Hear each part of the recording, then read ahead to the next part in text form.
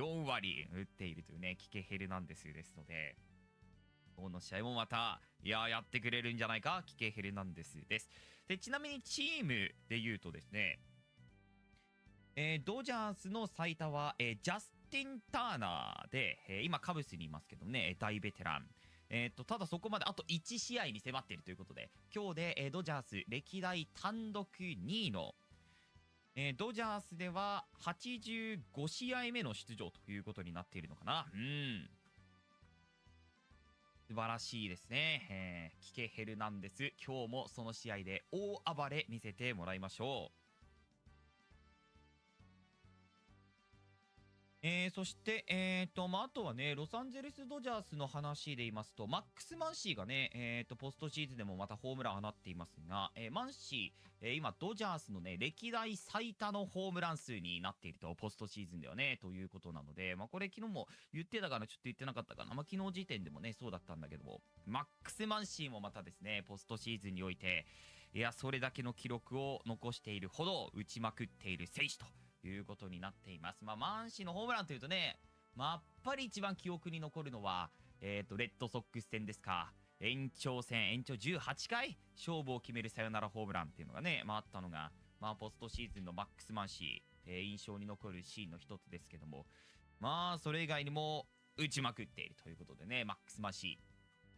で、ドジャースにおいて強いのはやっぱりそのバッターが7番、8番にいてしまうことっていうのもね、やっぱこれすごいことだと思うんだよな。ポストシーズンでそれだけ実績を重ねている、そして今年も結果残している選手を8番に置けるほどの戦力をね、ロサンゼルスドジャースは持っておりますから、しかもその前にいるバッターもうなずけるというかね、そうだろうなというバッターが並んでおりますので、これが本当にね、すごいことだなと思います。ロハスも忘れないで、ちょっと、そうだね、ミゲル・ロハスもね、てか確かにロハスが、ちょっとあれだよな、サードベースに飛び込んだシーンがあって、このシーンでね、ちょっと痛めてしまって、そのあたりももしかしたらあるかもしれないですけども、ちょっと今ただ動かしにくいかなというオーダーにはなっているよね。パフェスまで当たりが出始めているからね。でも最高のバックアップっていうところもね、ミゲル・ロハス含めて控えているロサンゼルス・ドジャースですから、これも攻守ともに、さらに最高の状態に持っていけているかなというドジャースです。ロサンゼルスドジャースはですね、ポストシーズン10月に入ってからワイルドカードシリーズ連勝、地区シリーズフィリーズ相手に3勝1敗、そして現在、このリーグ優勝決定シリーズフィリーズ相手に、ブリュワーズ相手に3連勝中、ポストシーズンに入ってから、8勝1敗という驚異的な強さを誇っています。勝率8割8分9厘か、ドジャースのポストシーズンに入ってからの成績ね。で、ロサンゼルスドジャースはですね、思い返すと、レギュラーシーズンの最後も5連勝でフィニッシュしていきましたので、直近の戦いで言うとですね、直近14試合、13勝1敗という、とんでもない強さを誇っています。13勝1敗はもう勝率にするとどんなもんになるんだよ、これ。勝率はですね、実に9割2分9厘という勝率を誇っているというロサンゼルスドジャースね、直近の戦い。もう、この状態をね、やっぱポストシーズンに本当に持ってくるっつうのがな、やっぱり。でもここまでだとは思わなかったね。僕もレギュラーシーズン中にさ、ずっとこのドジャースはね、10月を見据えてチームを編成しているから、こういう状況になっているっていう話は、もうしきりに言っていたと思うんですけども、でも、ちょっとね、さすがにここまでね、この9月の最後から10月にかけて、強くなるっていうのは、さすがにちょっとね、強すぎるだ。それだけやっぱ本当に、組織として、ロサンゼルスドジャースが、素晴らしいというところですね。でもね、やっぱりね、こういうシリーズ、ポストシーズン、少し流れが変わってしまうと、それがね、一気にガタガタっていうのは、マジであるんで、本当に。それはね、長い野球の歴史の中でも何度だってあるというところですから、そうならないように、もう今日4つ決めていきましょ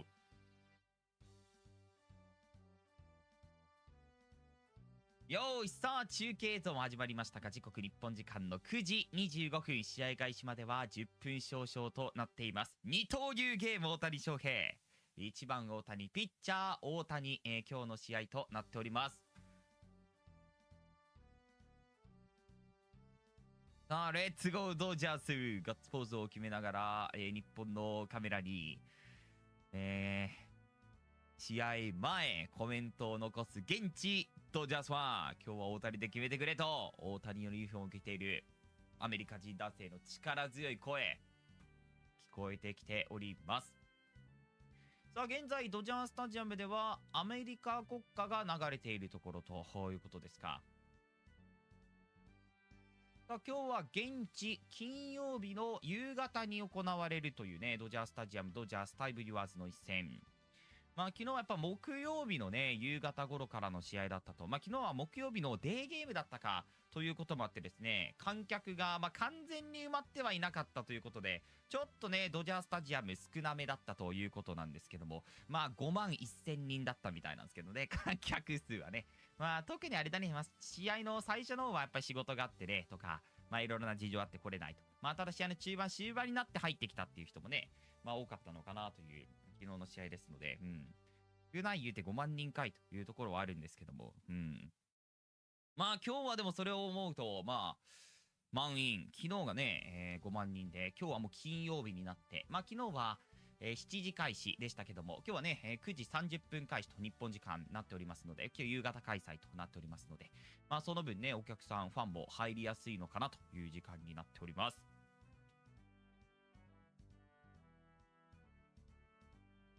さあ、それでは試合開始前にねいただいたスーパーチャットの方を読めていなかったと思いますので、こちら読みながらやっていきましょうか。そしてその後両チームのスターティングラインナップのところも見ていきたいと思います。よし、愛犬ポロさん200円チャットでありがとうございます。今日もよろしくお願いします。けいこさん1000円チャットありがとうございます。おはようございます。おはようございます。今日も大谷さんをはじめドジャースの皆さんの勝利を願い応援させていただきます。ドキドキファイティングチャットありがとうございます。4連勝いきましょう。高見さんに200円チャットです。岡本村上2人とも42枠はどこのチームでも絶対入ると思うが、26人枠はチームによっては怪しいかもということで、2人ともね、もし契約するチームも決まればメジャー枠だと思いますので、26人枠っていうところね、確約の契約を持ってこれる選手だとは思いますけどもね。楽しみですね、来シーズンどこ行くね。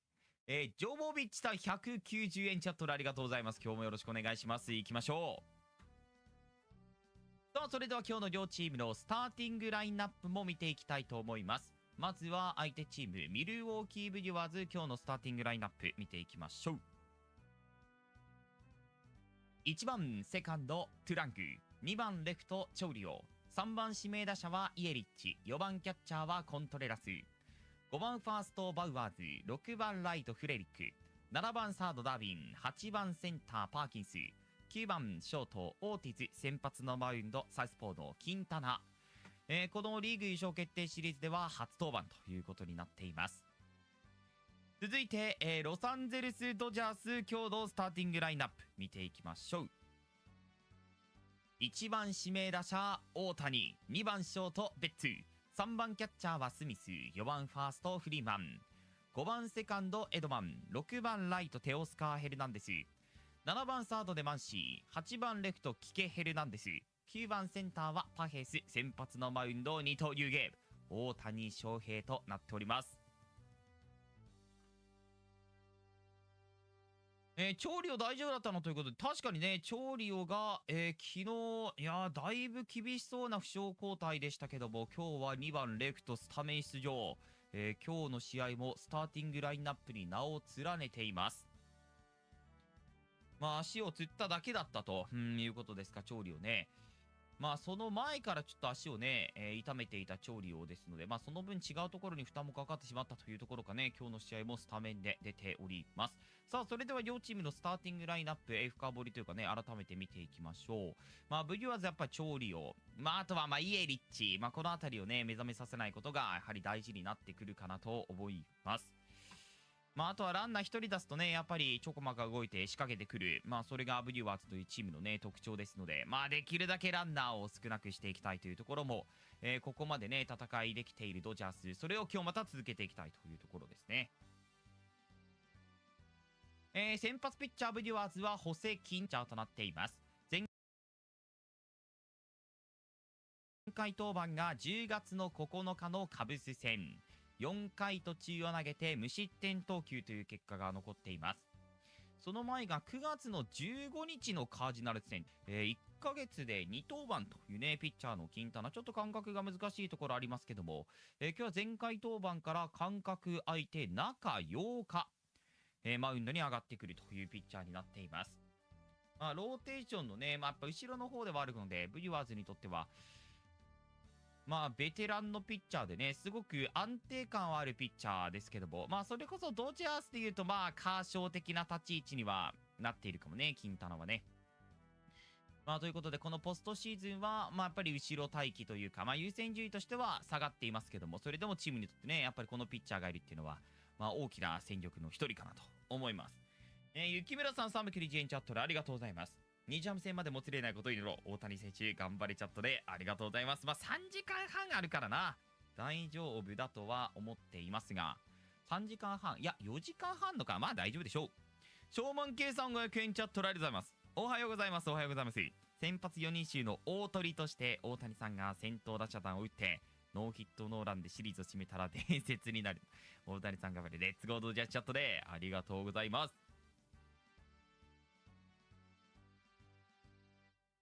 いや、そうだね。ノーヒットのだけはね、大谷7回までを予定していると。最大7イニング、100球が目安。そこまでいけたらもう最高のピッチングですけどもね。ただ、マックス7イニング目解禁ということもある今日の大谷ということですから。いやどこまでのパフォーマンスをピッチャーとして見せてくれるか。そしてそれに続いてバッターでもやってくれるか。まずは1回の表ピッチャーとして、その裏バッターとして、やっぱ1回の表裏からね、大谷劇場やっぱ見たいよ。やってもらいたいですね。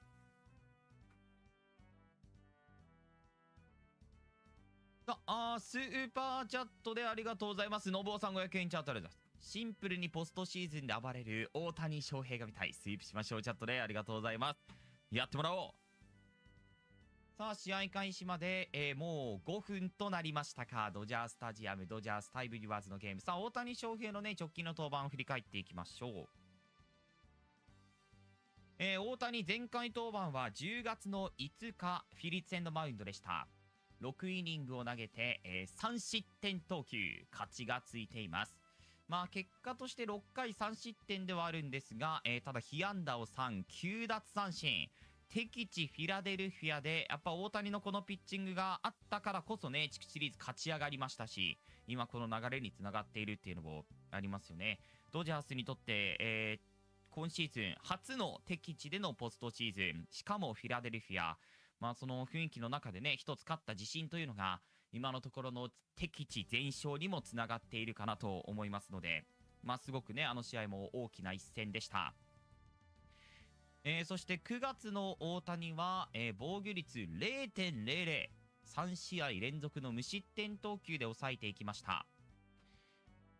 ですから9月10月とね、ピッチャーとしての状態も上げて仕上がって迎えるさあ今日のマウンド。間隔が空いているのは少し不安材料。前回登板が10月の5日、そこから今日は中12日の間隔が空いてマウンドに上がっていくという大谷。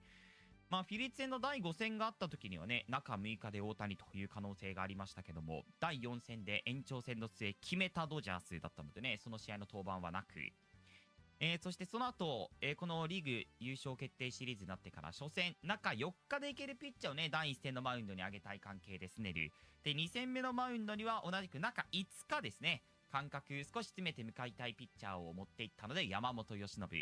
そして昨日の第3戦も同じくですね、もし第7戦があれば中4日で先発を託したいピッチャーとなるとグラスノ。そしてこの第4戦のところはね、このシリーズ1登板だけでいいピッチャーということで大谷翔平を持ってきたロサンゼルスドジャースになっております。この1登板でこのリーグチャンピオンシップピッチャーとしては全ての思いの丈をぶつけていってほしいなというね、大谷で、いや圧倒的なパフォーマンスに期待をしたいですね。橋本さん500円チャットです。今日はブリュワーズ神経戦だねと。打者と投手大谷どう崩すか、監督の采配を見てみたいですなということで、ありがとうございます。まあ駆け引きというところももちろんあるよね。斉藤さん200円チャットです。投手大谷に援護大谷ホームランが見れそうです。いや、そういう伝説の1枚を今日は見せてもらいたい。よし。さあ、審判団が集まっています。球審、塁審、そしてポストシーズンに入ってからね、ライト、レフトのところにも選審がいます。さあ、大谷翔平が早くもマウンドに向かっていきます。ダグアウト裏に控えていた大谷が、上下ともに白が基調のユニフォームで、さあ、マウンドに上がっていきます。リーグ優勝決定シリーズ3連勝。第4戦にして突破に王手をかけて迎える一戦。いい表情ですね、大谷。少し笑みもこぼれながらこれから投球練習を行っていきます。まあいい緊張感、まあそしてこの舞台を楽しんでいるのかなという大谷投手として、二刀流ゲーム、今日はマウンドにも上がっていきます。さあ、この宮城さん320円チャットでありがとうございます。おはようございます。おはようございます。亀翔さん的に今日の理想のイニングの食い方、系統のメンツの発表お願いしますということで。いやー、まあ7イニングまで最大いけるという大谷翔平みたいなんでね、7イニング大谷に行ってもらいたいですよ、そうなったらね。まあ理想で言うとまあ9イニング大谷完封ですけども、球数100球も目安ということだからね、まあ球数100球で大谷完封勝利がまあ理想じゃないですか。まあ現実的なところで言うとね、まあ 7イニングっていうのが一つ目安だというね、ロバーツ監督からのお話がありましたので、まあ7イニングまで大谷でいって、まあどうだろうかね。後ろ、その後の系統。まあ右か左かっていうところでもね、変わってくるかなと思いますけども。まあでもまあ昨日と同じでも正直いいんじゃないかなって思っちゃうけどな。8回のバンダマジで良かったからね。まあバンダと佐々木朗希で、まあ佐々木朗希の連投チェックもね、やっぱりこのリーグ優勝決定シリーズの舞台でできれば、ワールドシリーズに向けて不安材料もね、また一つ減って臨めますから、まあ朗希のね、連投チェックしたいね。だから、まあ大谷、朗希、やっぱここは出していきたい。で、もう一枚のところはね、まあ正直もう抑えてくれるピッチャーも誰でもいいかなというところありますけども、まあ点数差に余裕があればね、僕はやっぱカスペリアス、まあウロブレスキー、まあこの辺りのね、まだ投げてない若手ピッチャーっていうのも、見てみたいかなっていうのはあるんだけどもね。まあただそこまで余裕な状況を作れるかどうかはやっぱり難しいかなと思いますので、オリジンさん320円チャット、相手はハイスリージンの状況からここが勝利まで近いから乗り切るぞチャットで、もう本当に 100%。 Dodgers roll the exact same lineup that they posted last night. 確かに見たい。 And Ron, it is one ace after another for the Los Angeles Dodgers. It started with Blake Snell, pitched one of the best games in postseason history, certainly one of the best in Dodger postseason history. Transferred into Yamamoto in Milwaukee, and then it was Glasnow yesterday, and now it is Ohtani. I've watched him live about a half dozen starts, and he's such an enigma. You never know what you're going to get. It might be 100 coming in here. It could be a curveball. It could be a split. You just don't know from Ohtani, and that's what makes him doubly tough. Adam Beck is the home plate umpire. He says play ball, and the first pitch from Ohtani, 99 miles an hour fastball. And away we go. Ball one to Bryce Terang. Terang 0 for 4 yesterday, 1 for 11 in this championship series. Because Ohtani tries to be a jack of all trades right from pitch number one. Sometimes patience and deep counts and some walks here or there can funnel an inning. 2-0 to Terang. Good. Frenchie in the division start against the Philadelphia Phillies division series start. He was a little wobbly to start, gave up 3 runs early, and then settled in and got better as each inning progressed against the heavy-hitting Philadelphia Phillies. Not only was that his first ever postseason start, he was the winning pitcher that night. He was. Gave up 3 runs in the second. JT Realmuto tripled to right center. But that third to the sixth, you could see him get more comfortable and just really got into rhythm. Makes sense, right? Take in mind, this is 13 days before he's made a start. 2-2 the count to Bryce Terang. And that one misses. And that was my big question mark. Hey, look, nobody doubts the talent. Ronnie, you're a pitcher. 13 days is a lot sometimes. You know, he's a man of mystery.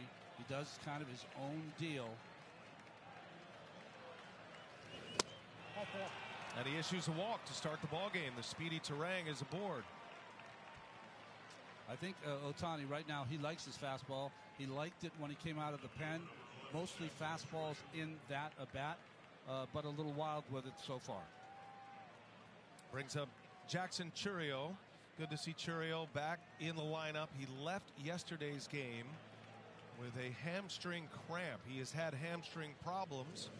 Cost him a month of the regular season late in the season.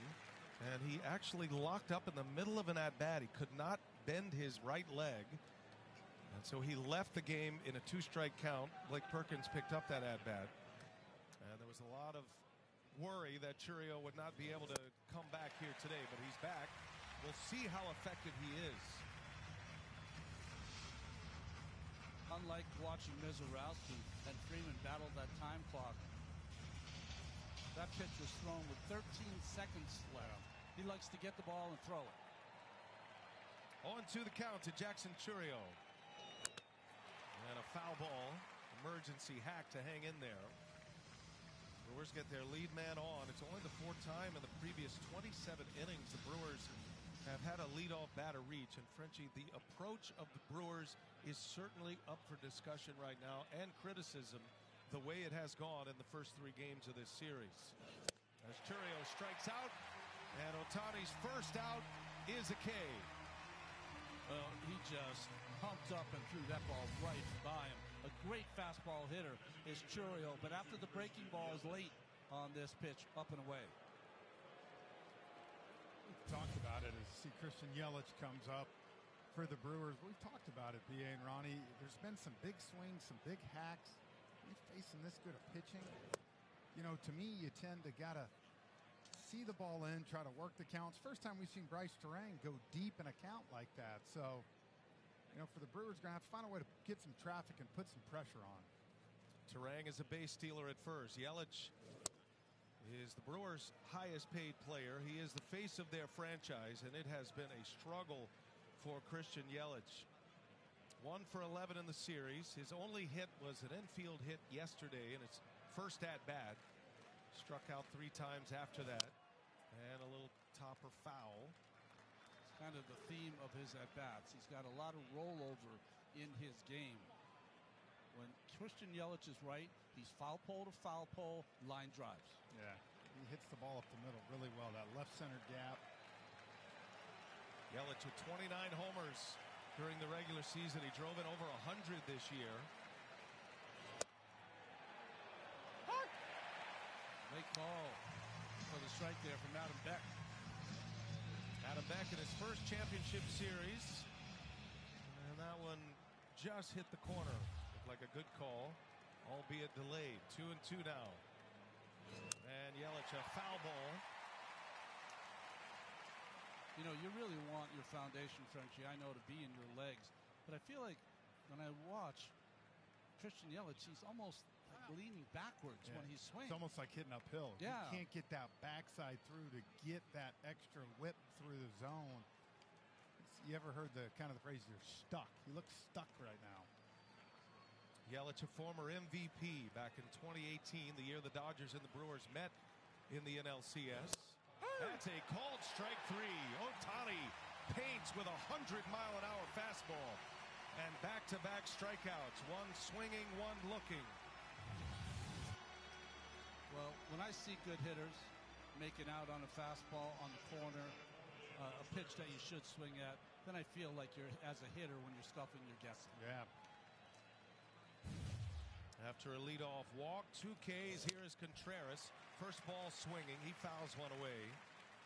Oh, the fastball command of Ohtani.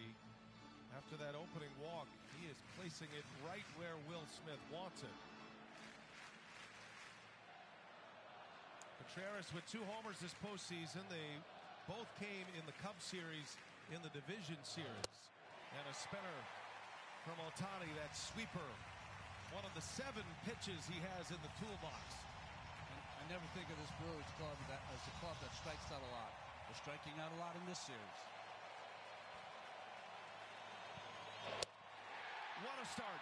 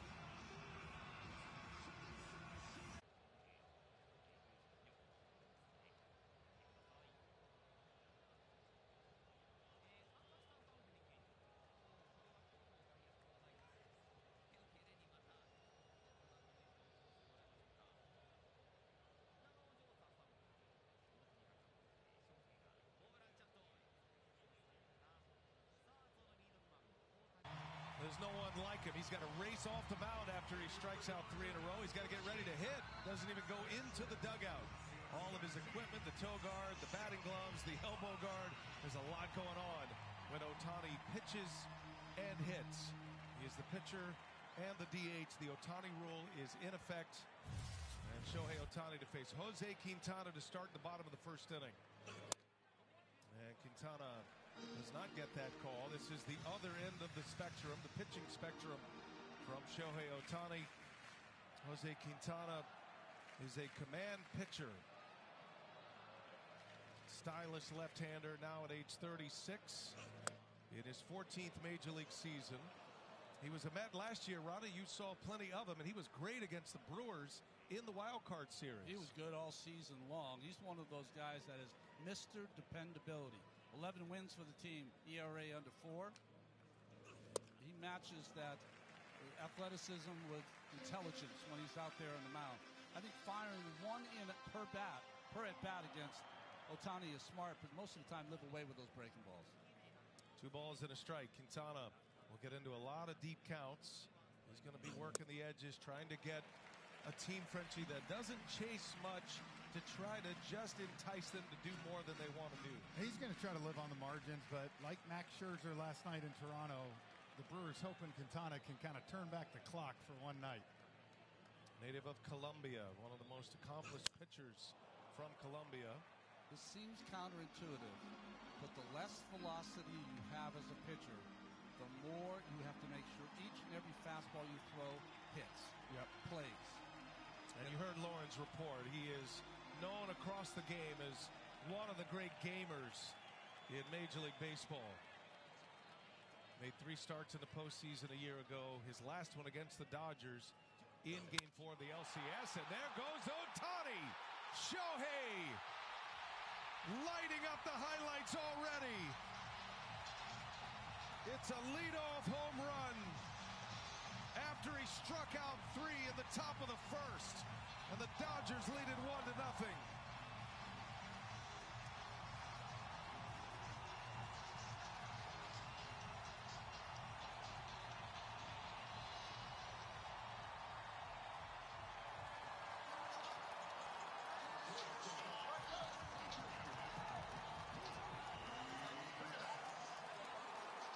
He hit 55 in the regular season, a Dodger record. And he's gone deep for the 3rd time this postseason, his first of the championship series. You know, guys, 3 for 29 in the DS and CS. At some point, you knew it was going to snap out in a big way. 3-2, a slurve, 117 off the bat, 446. And now Mookie Betts into left field, a base hit. Clean single to left following the Ohtani home run. And the Dodgers have this big crowd up and loud quickly. Looked like a little backdoor breaking ball that he flipped over the shortstop's head. When a guy like Ohtani is struggling, when you ask guys on the bench, you know what they say? Somebody's going to pay. Yeah, that's right. There's a tax. No visiting manager ever wants to talk about it. Been a lot of talk made about the intentional walks to Ohtani as Will Smith on the first pitch. Perkins coming in, can't get it. Knocks it down. Betts on his way to 3rd. And the Dodgers come out swinging here in the bottom of the first. 3 straight hits. Smith in ambush mode. 1st and 3rd, nobody out.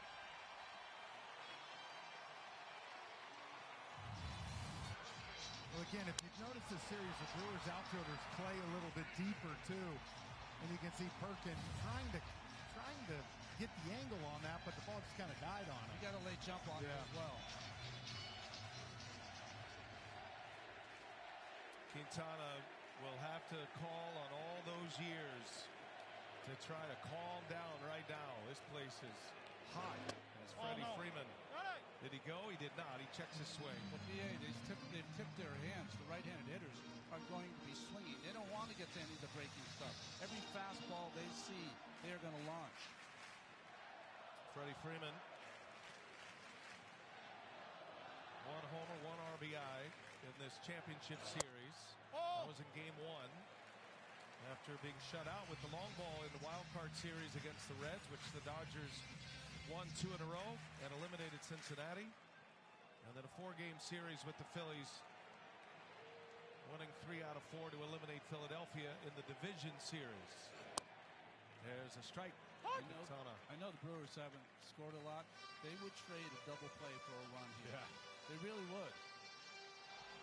Just to kind of settle down Quintana, the Brewers kind of restart. 2 balls and a strike. 2-2 on Freeman.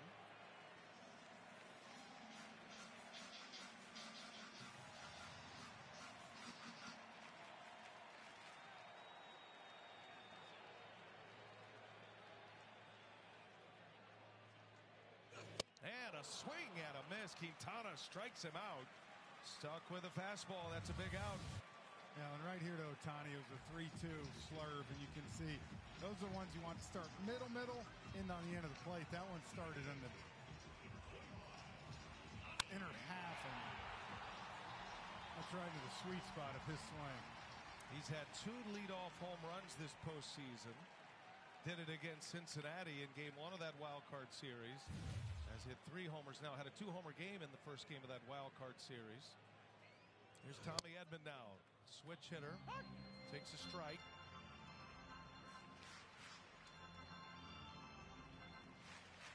Edmonds had a nice run in this championship series. He was the MVP of the NLCS against Quintana's Mets last season. That one's on the ground, through for a base hit. In to score is Betts. Smith on his way to 3rd, and Tommy Edman continues to rake. It's an RBI single. It is 2-0 Los Angeles. Edman's got 6 RBIs in 10 games of this postseason. I think that was just a changeup. And Edman just stayed back on it nice. Again, when you have that approach, right, of I'm not scared to go to right field, you wait on it and you drive up the middle. Where was his RBI hit yesterday? Same thing, right up the middle. Teoscar Hernandez will be next. It's an early visit to the mound by the Brewers pitching coach Chris Hook. Jose Quintana is 16 pitches into this game. He's given up 4 hits and 2 runs. A reminder that T-Mobile, the best network in the game, is now the best network in America.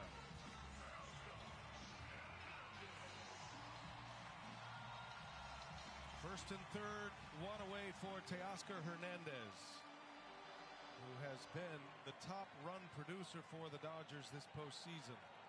10 RBIs thus far in his previous 9 games. That's a bouncer foul, just missed the bag. A couple of notes defensively for the Brewers. They've got a slick fielding first baseman in Jake Bauers, who gets his first start at first base. And they put their best outfielder in center field in Blake Perkins. And they know the ball is going to be put in play. This has been one of the better defensive teams in baseball. Right off the end of the bat, Bauers coming in. He'll put the tag on Hernandez. Going to bring in another run. It's the second out, an RBI for Hernandez. It is 3-0 Los Angeles. And Teoscar Hernandez with 11 RBIs now. Well, and just the ability, right, we talk about to put the ball in play. And early in the game like this, you'll stack as many runs as you can. He was trying to go that way the entire at bat. Gets lucky with the dribbler, but it works. Dodgers have not hit a lot. Their overall numbers don't jump off the page, but they've been great situational hitters. Feels like they're beating the Brewers at the Brewers game. Max Muncy's had a couple of key hits, including a home run in Game 2. Key home run that knocked Freddie Peralta, the Brewers ace, out of Game 2. That made it at the time a 3-1 game.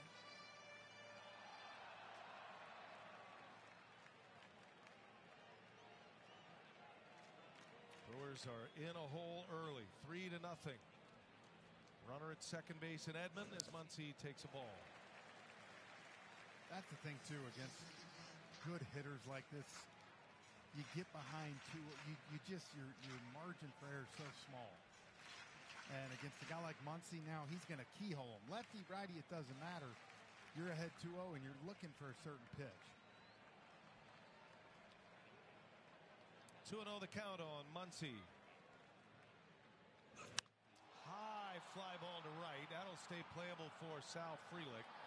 Muncy just missed it. Frelick makes the catch, a little wobbly under that one, but he puts it away, and the inning is over. And Shohei Ohtani gave them what they're looking for here at Dodger Stadium. After he struck out 3 in the first, he goes deep. A leadoff home run in the bottom half. Dodgers put 3 on the board.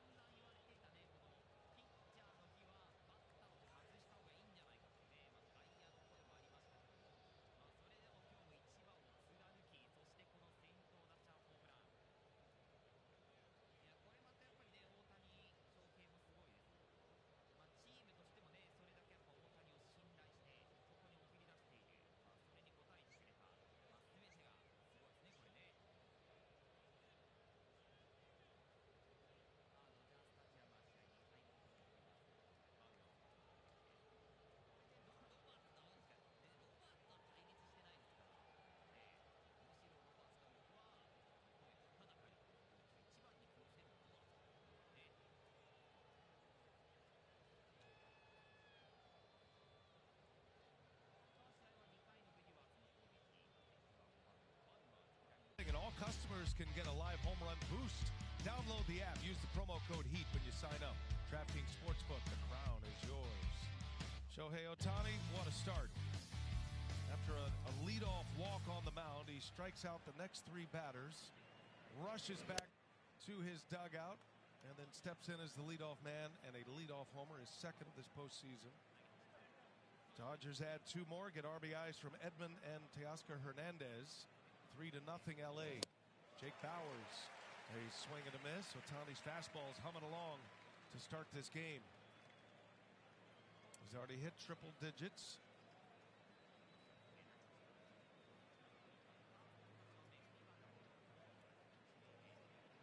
And the 1-1. Bauers hits it sharply. Freeman, a Gold Glover right there. Out number one. And let's send it down to Lauren Shahadi. Brian, after that opening walk in the first, Ohtani putting the baseball exactly where he wants it. And Dave Roberts told me today, starts and ends there with fastball command for Shohei. He also said, look at his curveball. If it's the way it was against Philly in the division series, remember, Frenchie, it's going to be special. Top to bottom, neutralizer for the lefties. We'll keep an eye on. Yeah, remember that, Lauren? We had that great view of Brandon Marsh laughing, smiling after one of those 3-2 curveballs struck him out. That's how good it was. Oh, Sal Frelick fouls that one off his foot. Drops him in a heap.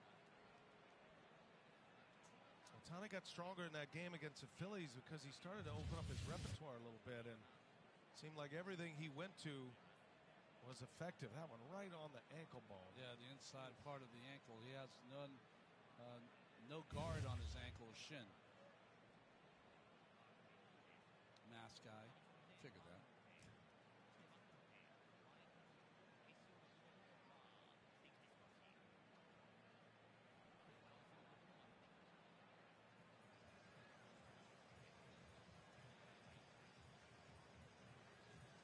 Murphy's probably, well, I mean, if you can't play it, get someone else to play it. You know, to egg him along. He's football mentality. That's why he loves Sal Frelick so much. Frelick, Football and hockey. was a football player and a star quarterback. And I don't even think Frelick even acknowledged Pat Murphy around that discussion. Guys, if you're the Brewers right now, you got to feel like the whole world is crashing on you. I mean, foul balls off your ankles, the way the Dodgers are dominating from the mound, the fact that you're down 3-0 in the first inning. Pitching staff has taken on water as well. Frelick, a little flare, long run for Betts. He is there for out number two. And I know that mindset is easy to get into in a series of playoff baseball, but getting out of it is a different story. And I think that's the biggest concern for Pat Murphy and his staff right now. He threw a couple of cutters there to Frelick in that at bat. You're so right, and especially coming off a division series where they scored 11 of their 23 runs were in the first inning. They were the one that were taking advantage in the first. You just go back, even watching Sal Frelick, right? We've seen him a lot this year. Seen him on Tuesday nights. The big swing right there, almost back legging it. Like you just against this pitching staff. We talked about earlier, Ronnie. You knew it when you pitched to certain guys. You knew they were going to be big, and when they were, it was right into what you wanted to do. Right. Well, this guy wasn't big last night. He was their best hitter, Caleb Durbin. Caleb Durbin put together a nice game three. Had 2 hits, had a triple and a double. He's 3 for 9 in this NLCS. He's a rookie. He'll get some votes for Rookie of the Year this year. Ohtani's got him down, a ball and 2 strikes. See how he kind of came from the side there, gave him a little different look. Kind of crossfire throwing across his body. 2 outs in the second. Durbin trying to reach. And Ohtani deals, hits the mound. Big bouncer out to Tommy Edman. And it's a 1-2-3 inning for Shohei Ohtani. A shutdown inning.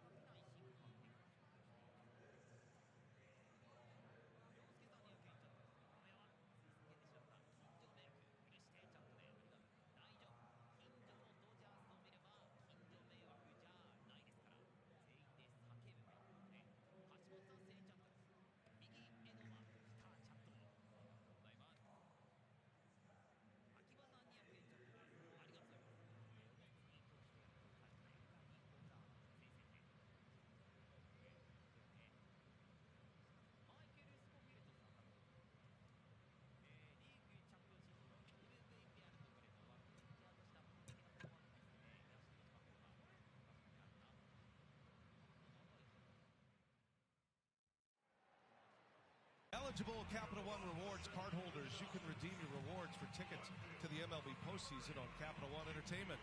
Visit CapitalOne.com/entertainment for more information. Sun setting in Southern California. Beautiful night here on a Friday night. Game 4 of the National League Championship Series. And the Dodgers have been the dominant performers in this postseason, and especially in this championship series as they try to repeat as champions of baseball for the first time in 25 years. Kike Hernandez leads off for LA. Jose Quintana back on the mound for Milwaukee. Great interview with Kike Hernandez on our pregame show today. The guys at the desk all went around the horn as Kike Hernandez was taking batting practice. And man, did he drop some inspirational, motivational speech-like material. You could see why his teammates love him so much. He talked about elevating his game in the postseason. Loved the way he discussed the approach. And yes, they have a big payroll. Yes, they have superstar players. But the Dodger players sense the moment, and they've been through this so often. They know when it's time to move a runner or go first to third or try to steal a base. They can certainly slug with the best of them, but when they recognize that slugging is not going to be part of the equation, they go and do the little things well. We're actually laughing, right? Because what he was kind of saying, you almost want to say the Brewers hitters need to listen to this. I mean, you think about it, Betts with the single, Smith up the middle, Edman up the middle. 1-2 the count.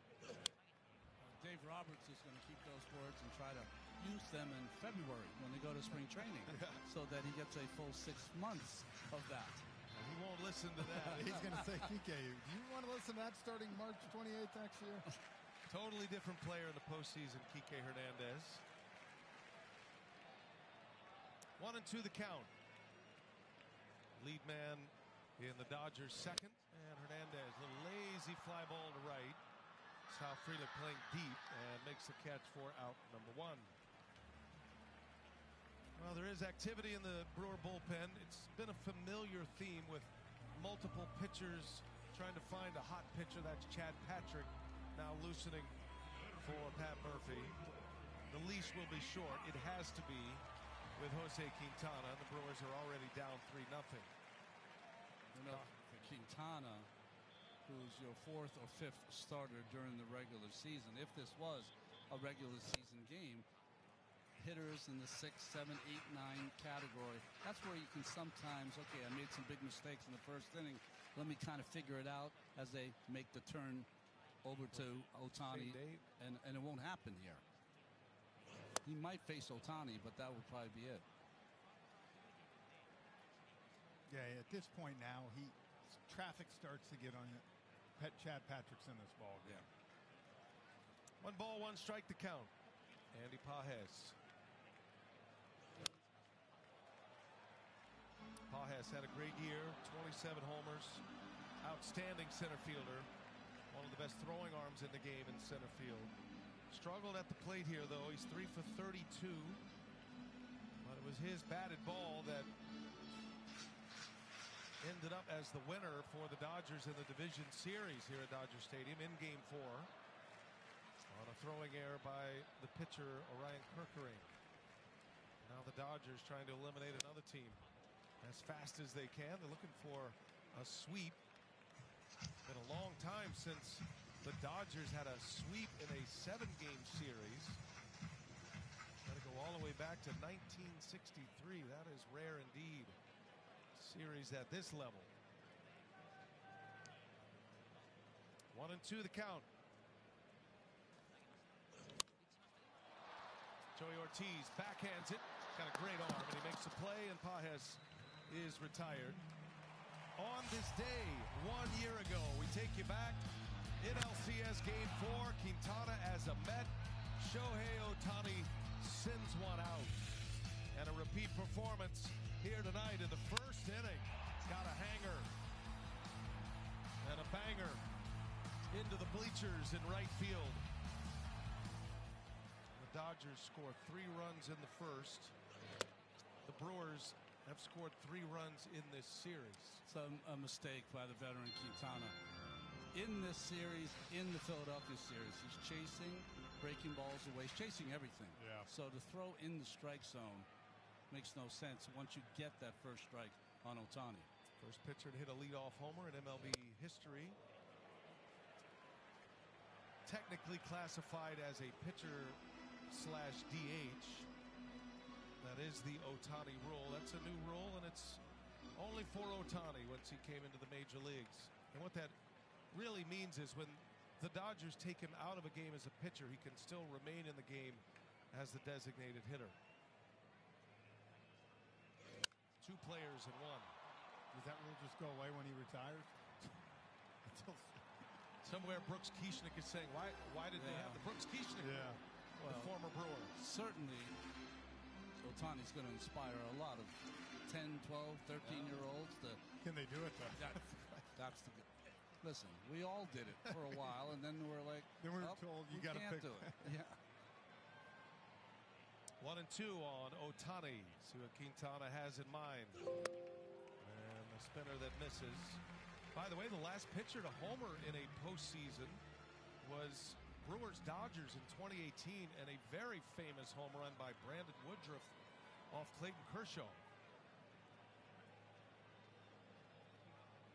Pitchers don't hit any longer, other than Ohtani, which is the reason for the bulk of that. DH in both leagues.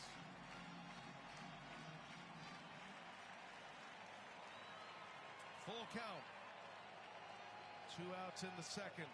Quintana could use a scoreless inning here. And that one just missed. Ohtani draws the walk. We welcome you over from FS1, finishing up Mariners Blue Jays, and what a game that was. 6-2 the final. The Mariners win it. Eugenio Suarez with a couple of homers, including a grand slam, a go-ahead grand slam in the 8th inning. Mariners up 3-2 in that series as they go back to Toronto and Rogers Center for Game 6. They got a thriller going in the American League. Yeah, that game was very close, though, until that big hit by Suarez. I think it's 2-1, and the big dumper hit one to tie it up. Cal Raleigh, what a year he had. What a series they've got going. Yeah. You've missed some fireworks if you're just coming to us on TBS. Shohei Ohtani with a leadoff home run. Oh, no. Dodgers scored 3 runs in the first on 4 hits. After Ohtani had struck out 3 in a row to finish off the first. Betts had a single. Smith's a single. Tommy Edman an RBI single. And then Teoscar Hernandez with an RBI ground out. And Ohtani has retired 6 straight on the mound after his leadoff walk. I'd say, too, man, this crew, very aggressive on the check swing. Yeah. You check swing, you're going down. Chad Fairchild is the first base umpire tonight. He's the guy that was in left field and made that amazing call, that eagle-eye call in Game 1 on that wild 8-6-2 double play. If not for his call, he is not going to create as much chaos.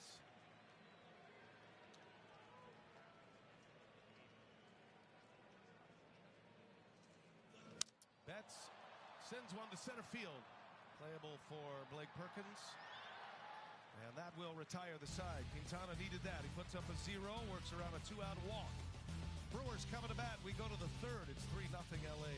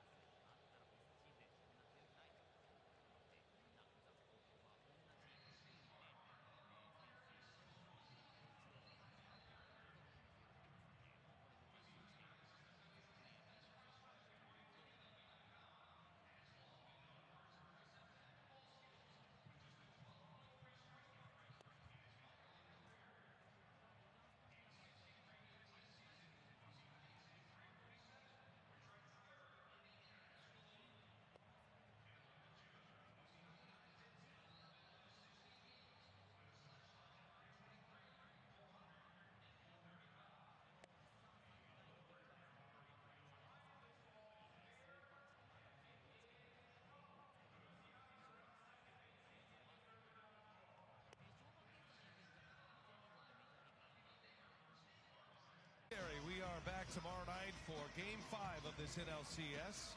The Brewers and Dodgers. Sunday, the Mariners and the Blue Jays will resume after the Mariners get back to winning ways. They won the first 2 games on the road in Toronto. Blue Jays won the next 2. Seattle wins tonight. That's an excellent series going on in the American League. It'll be on FS1. Joe Davis, John Smoltz, Ken Rosenthal, Tom Verducci. And our pals over at Fox will have that call on FS1. Dodger Stadium is lively tonight. Shohei Ohtani made sure it was from the jump. He's already homered. His 3rd leadoff home run in the postseason in his 2 years as a Dodger. And he's back on the mound. He's retired 6 in a row after a leadoff walk to Terang, facing Blake Perkins to start this 3rd inning. So his first inning, he struck out 3 batters, went up to bat, hit 1, 116 miles an hour, 446 feet. That's all. And we talk about it so often, and it's just coming in waves now that you don't want to forget how special this truly is to be in the Shohei Ohtani era. I mean, you think about Babe Ruth, and of course, the lore of Babe Ruth. He was obviously a great pitcher before he became a great hitter. But nobody's doing what Shohei Ohtani is doing right now in the history of baseball. I saw somewhere the great CC Sabathia got in trouble by some of his teammates because after seeing him for an inning, first time in person, he said he's going to be the best player for a long time in this game. I mean, he will continue to win the MVP awards because he's always at the top turnbuckle with his offense. And then you just throw in 100 innings, next year 100 plus. He's coming back from elbow surgery. He's had multiple surgeries on that pitching elbow. That's why he missed the first half of the season, Ohtani. And then he came back, made 14 starts. He pitched to a 2.87 ERA. As Blake Perkins, a patient at bat, draws the walk. And speed at first base to start this 3rd inning. Down to Lauren. And Brian, the pitching has just been so elite for Los Angeles in all these 4 games, and that's part of Pat Murphy's frustration. He said, if you told me the Dodgers would score 10 runs in 3 games, what would the series be at? I'd say 2-1 us or 1-2 them. No way I would say we'd be down 0-3. The Dodgers just bringing out the worst in us. We're outside our body, and if it happens in May, it's a bad series. If it happens in October, it's heightened. Yeah, I agree, Lauren, and I think to add to that, sometimes offensively, you almost got to get to a point where it's like, I don't care. Yeah. You got to stop trying so hard. We talk about these hitters. Everybody's trying to get the big hit. And, do what Perkins did right there. I would not even spend a second talking about how good the Dodger pitching is. I'd spend a lot of time talking about how good we were. Yeah. You scored 3 runs, 3rd most runs in baseball. I know you're down 3-0. I'd run. I'd be aggressive, even down 3 runs. If you're going to go down like the Kansas City Royals when they were down to the Oakland Athletics in the 2014 wild card. These are the aces for the Dodgers leading up to Ohtani tonight. Only 2 runs allowed between those 3 stars. Snell, Yamamoto, both pitched in Milwaukee. Glasnow in the shadows yesterday with 5 2/3 innings. I mean, the numbers are overwhelming. And they keep coming at you with aces. Ohtani being the 4th in the group. 0-2 the count, and Joey Ortiz takes a ball. Number 9 hitter here for Milwaukee. Just 2 for 18 in the series, or in the postseason, I should say. 0 for 5 in the series.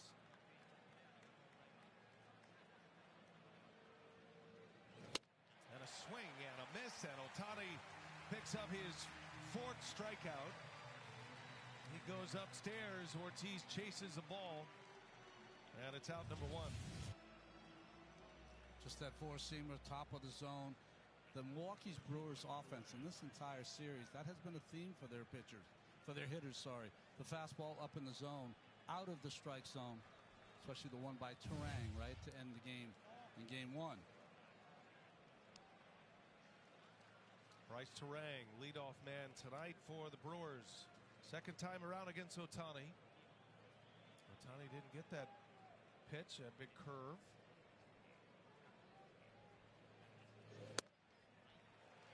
fastball through the heart. Muncy with the threat of the bunt has the play in front of the bag on the grass.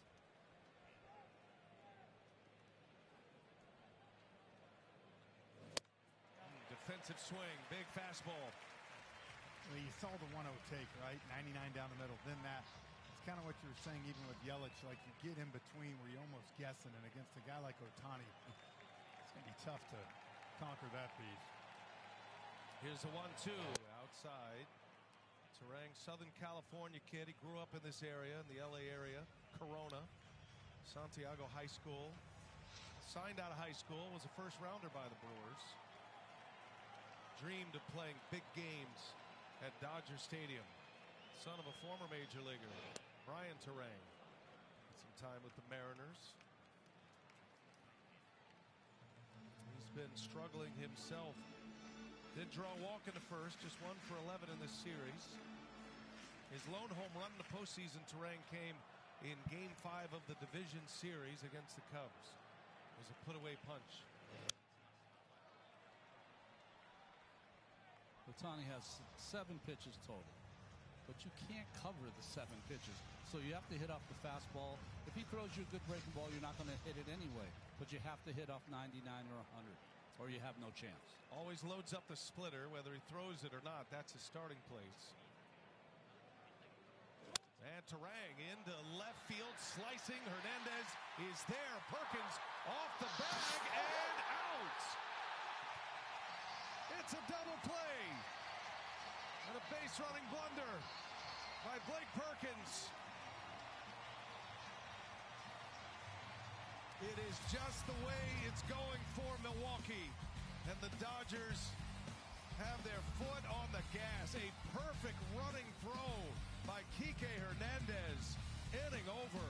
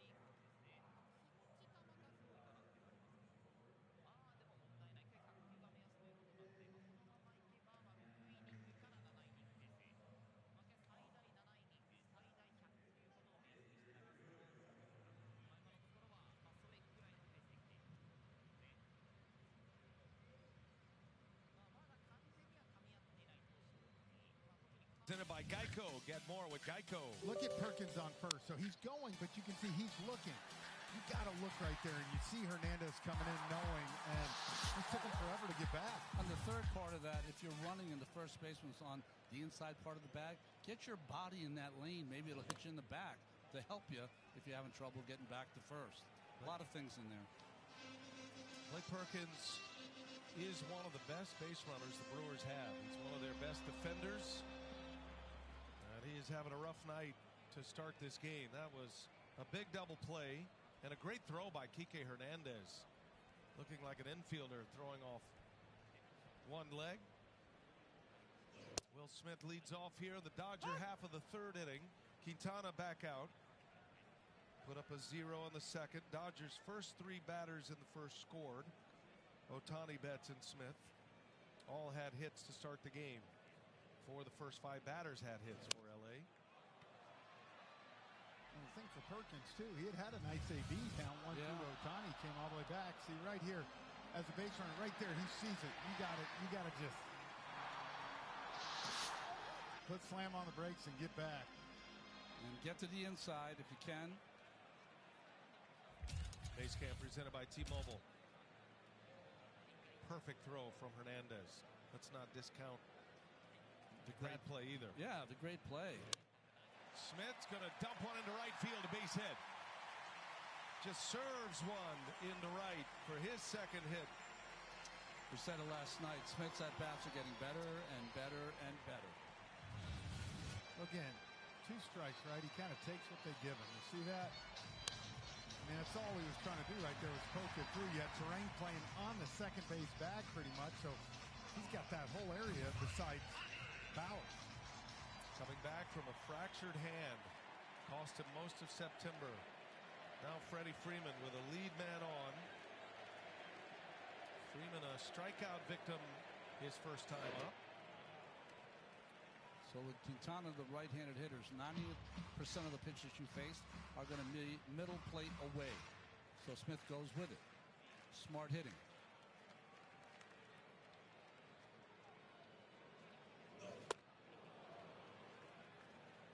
I think Freddie Freeman was trying to join the home run party there. Took one for himself. Yeah, he was like, I'm going to get selfish here.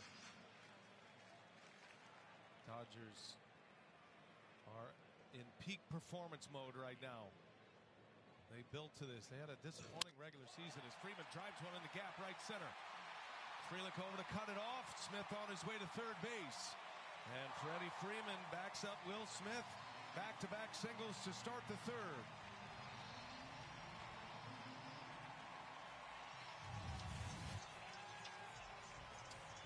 Four-seamer is supposed to be away. Freddie gets it before it gets it outside corner. That's a little up in the strike zone. That's why he handled it. And Pat Murphy's going to make the change. Milwaukee got to the end of their pitching staff. Tried to roll out Jose Quintana tonight to help him get through it. He struggles. He'll exit here in the third.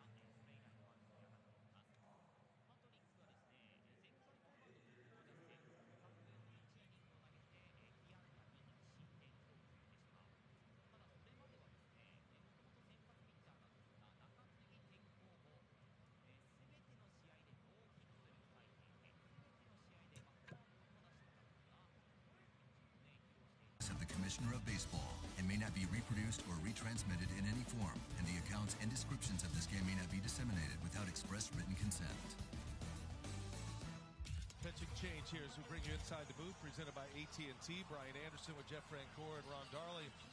Ronnie, the Dodgers, last 29 games, they've won 23 of them. They're 8-1 in this postseason. The freight train is starting to roll once again for LA. Won 18 of their last 26 postseason games, too. They need Chad Patrick. The Milwaukee Brewers need him to be the Chad Patrick from the division series when he threw 4 perfect innings of baseball. He got touched up in Milwaukee for a home run in Game 1 from Freddie Freeman.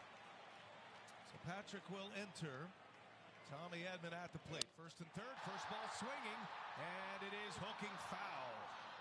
Tommy Edman is in the Jeff Francoeur model of hitting right now. Well, he is hacking. Look, he's got guys on the pond. Look what he's done right there with the Dodgers in his postseason career. I mean, he's not this superstar, hits balls 450 feet, but just like last night, first pitch with a runner in scoring position, early contact. Professional hitter.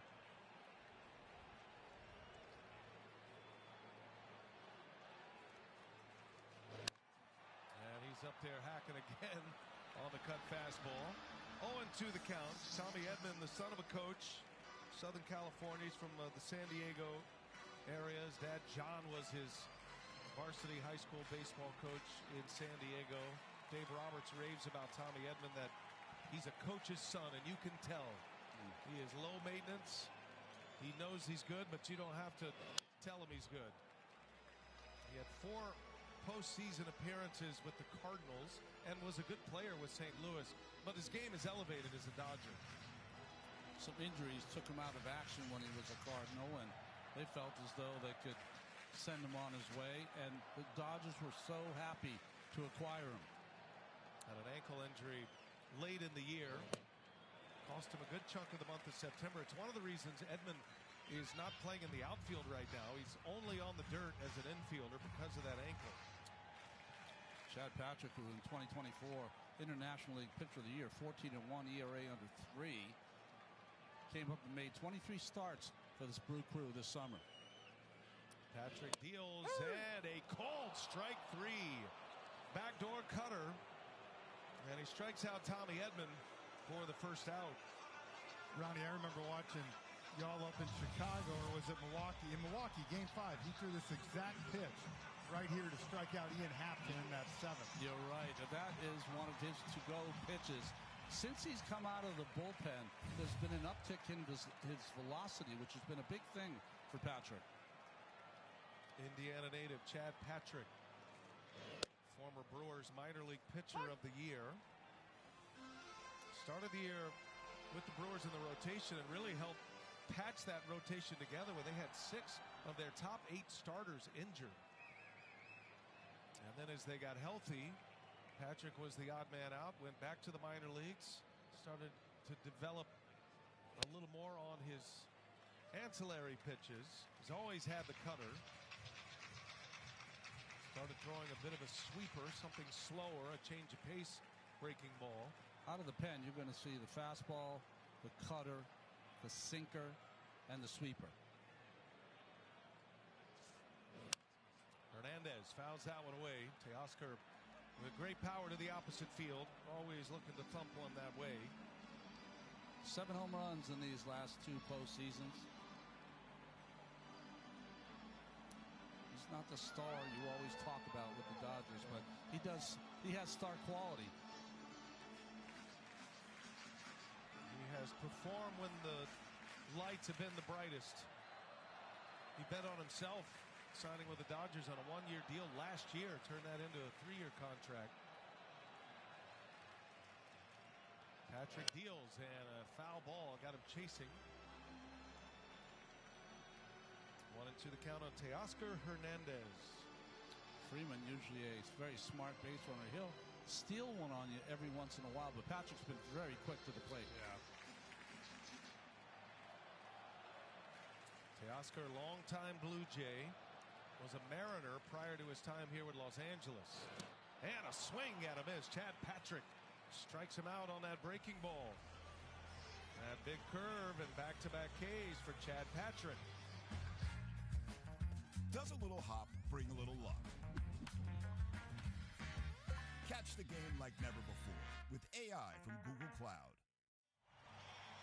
Ronnie, that's the pitch that has the Brewers so excited about Patrick, the one he went down to work on and try to develop as a finishing pitch in the minor leagues this year.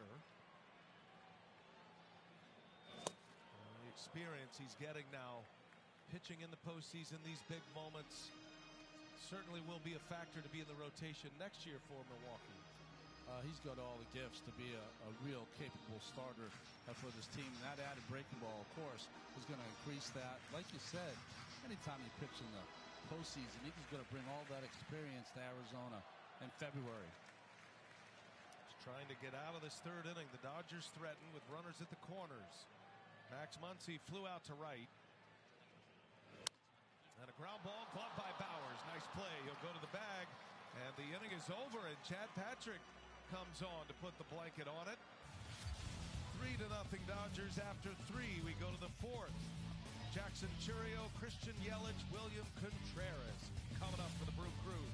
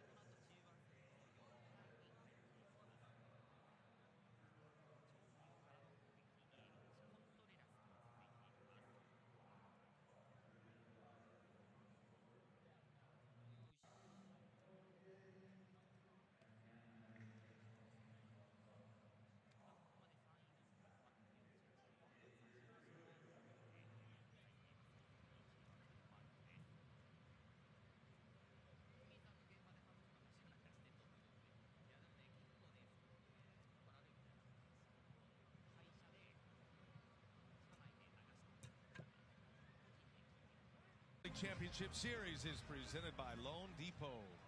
What a sunset tonight in Southern California. Friday night, game 4 of this NLCS. Shohei Ohtani back on the mound. Jackson Chourio leads off for Milwaukee. Chourio just missed the breaking ball in his first at-bat. I'll tell you, if the Brewers are able to score a couple, get back in this thing, and go on and force a game 5. That job Chad Patrick just did right there. That had the ability to blow open the game right there. The Dodgers. He did what Mizraowski did yesterday. Shut it down. Yeah, first and third, nobody out. And Patrick gets through it, retiring Edman Hernandez and Muncy. Meanwhile, Ohtani has allowed 2 base runners, 2 walks. He walked Terang to start his night, and then a leadoff walk to Blake Perkins last inning. Perkins was eliminated on a double play on a fly ball out to left. Great throw from Kike Hernandez. Made it a 3-batter inning in the third. Churio sends one down the left field line. That ball is going to be one hop and out. An automatic double for Jackson Churio. Just kept it fair. It is a short porch down there, and he narrowly missed a solo home run to start the fourth.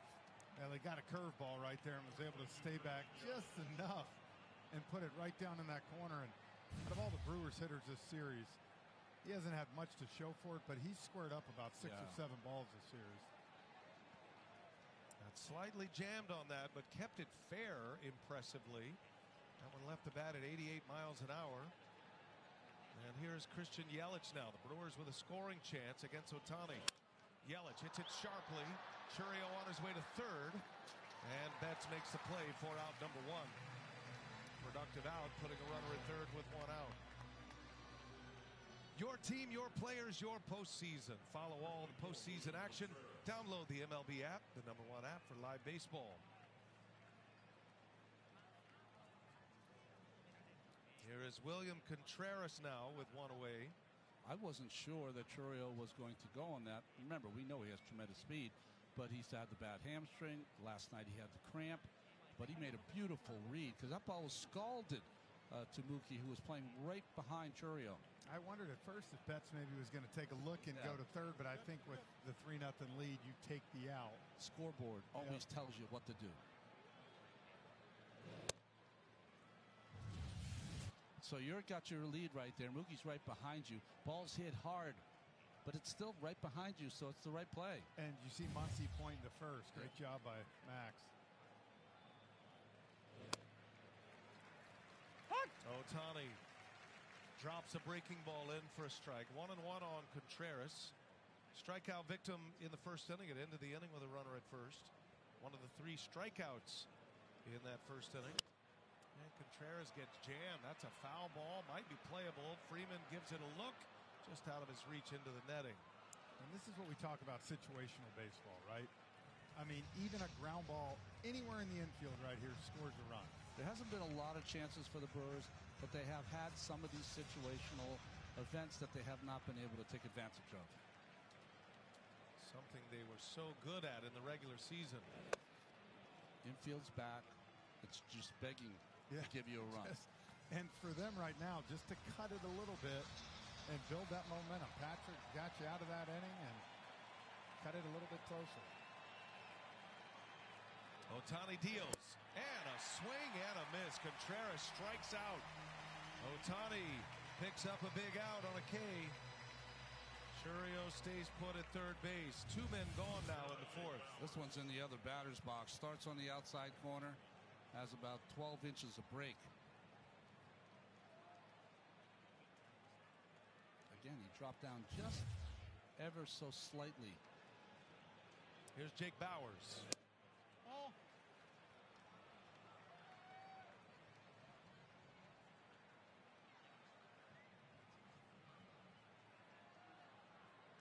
Bauers has made a nice play at first. You know, Lauren was saying in a previous game, too, when Yamamoto pitched, Will Smith likes to keep that glove in the strike zone so that the pitcher has a view of it. Well, he does the same with Ohtani. And he ties up Bauers, 99 on his hands. Bauers had made up his mind. And it's a ball and 2 strikes. Ohtani a chance to get out of this inning. That was a fastball. It looked like it had some cut to it. Yeah.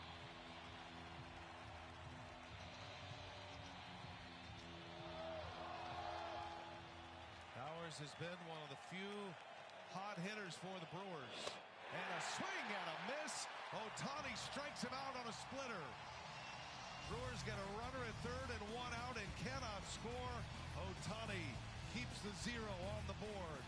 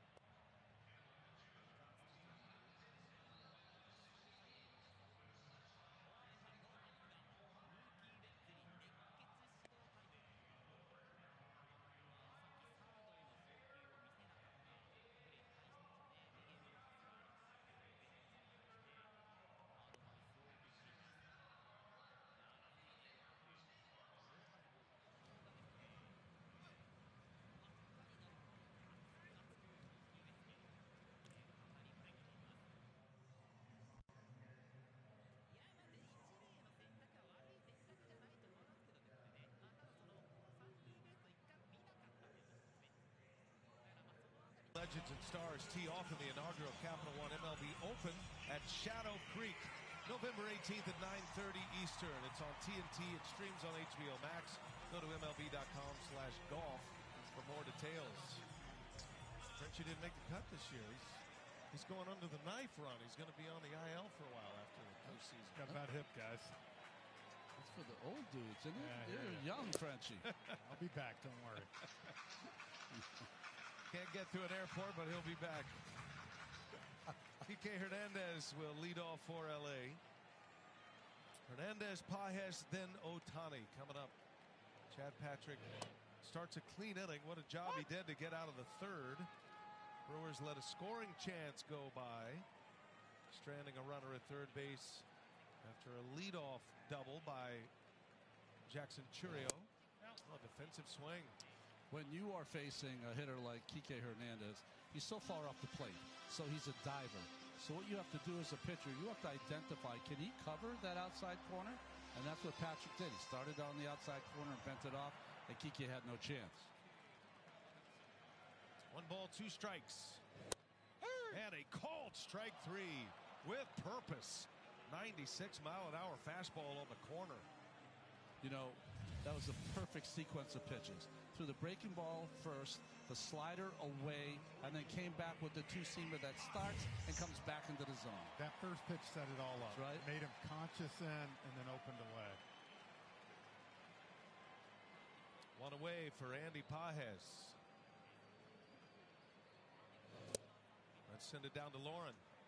Clean inning for Chad Patrick, and Pat Murphy said Chad's been so vital to us because, Ron, you know this, you need a guy you can give the ball to in a clean inning, and you need a guy who can get you out of a jam, and if they're the same person like Chad is, it's invaluable. You know, Lauren, what's great about it, though, Pat Murphy didn't know this is what he had in Chad Patrick when they put him on the roster. He was getting a little tired down the stretch from his 23 starts, but they knew they had a caged animal. When he comes in, he loves to just go right after the hitters. And because he's coming from the bullpen and not starting games, his stuff is playing a little hotter. Fastball's up a couple ticks, and all of his other pitchers are sharper. 1 and 2 to Pages, and he hits the same spot. Chad Patrick dialed in with that fastball. Back-to-back, backwards K's, and 2 men are gone for Ohtani. Michael Bublé rings through Dodger Stadium. I mean, he kind of quick pitched him. He wasn't ready, and that was a big go sit down. Ohtani, third time around. Homered in the first, his third leadoff home run in the postseason. Had one last year. He's had 2 this year. Walked his last time up. Each occasion he's been in a 3-2 count. I like Adam Beck behind the plate so far. I got a phrase for it, hunting for strikes. Yeah. He's looking to call strikes. So he's wearing mask cam for us as well. We always appreciate that. Gives us great looks from the home plate umpire. Oh! Adam Beck in his first championship series. This will be the end of the line for this group of umpires. Major League Baseball will pull from the Division Series umpires to make up their 6-man World Series umpiring crew. Which actually is a 7-man umpiring crew at the reserve. Home plate Alan Porter from the 15-inning game should have an automatic invitation to the World Series. Ronnie's making the note. I'm making it. It doesn't matter, but I'm making it. He was money. Oh, my goodness! Shohei Ohtani! Wow! Up and over the roof! A majestic blast! Ohtani dropped jaws everywhere, and it's 4-0 Dodgers.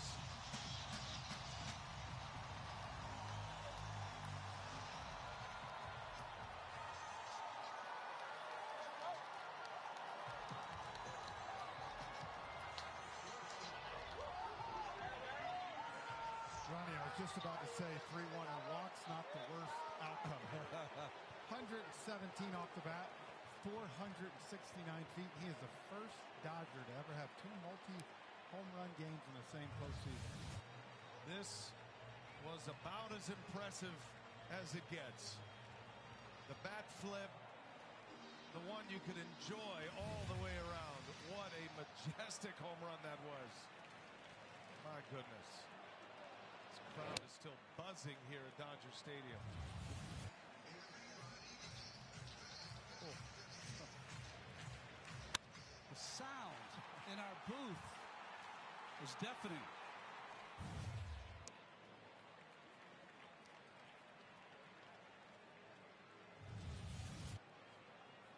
From Mascam.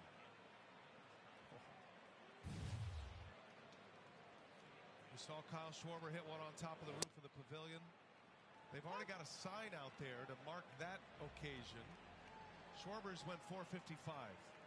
This was 469 according to StatCast. A little more into right center than Schwarber's. Ohtani just said, hold my beer. Man, that was unreal. Watch where this goes. Frenchie, mark it. It is. It didn't even hit the top of the building. No, It's gone over the rooftop. Willie Stargell territory out there. Mookie Betts, high fly ball to the left. Churio settles under it. And that will retire the side. But memories being made tonight at Dodger Stadium in Game 4. If you're lucky enough to have a ticket, you can say you were here. Not one, but two. And the longest of them all, on top of the roof, over the pavilion in right center. Unreal.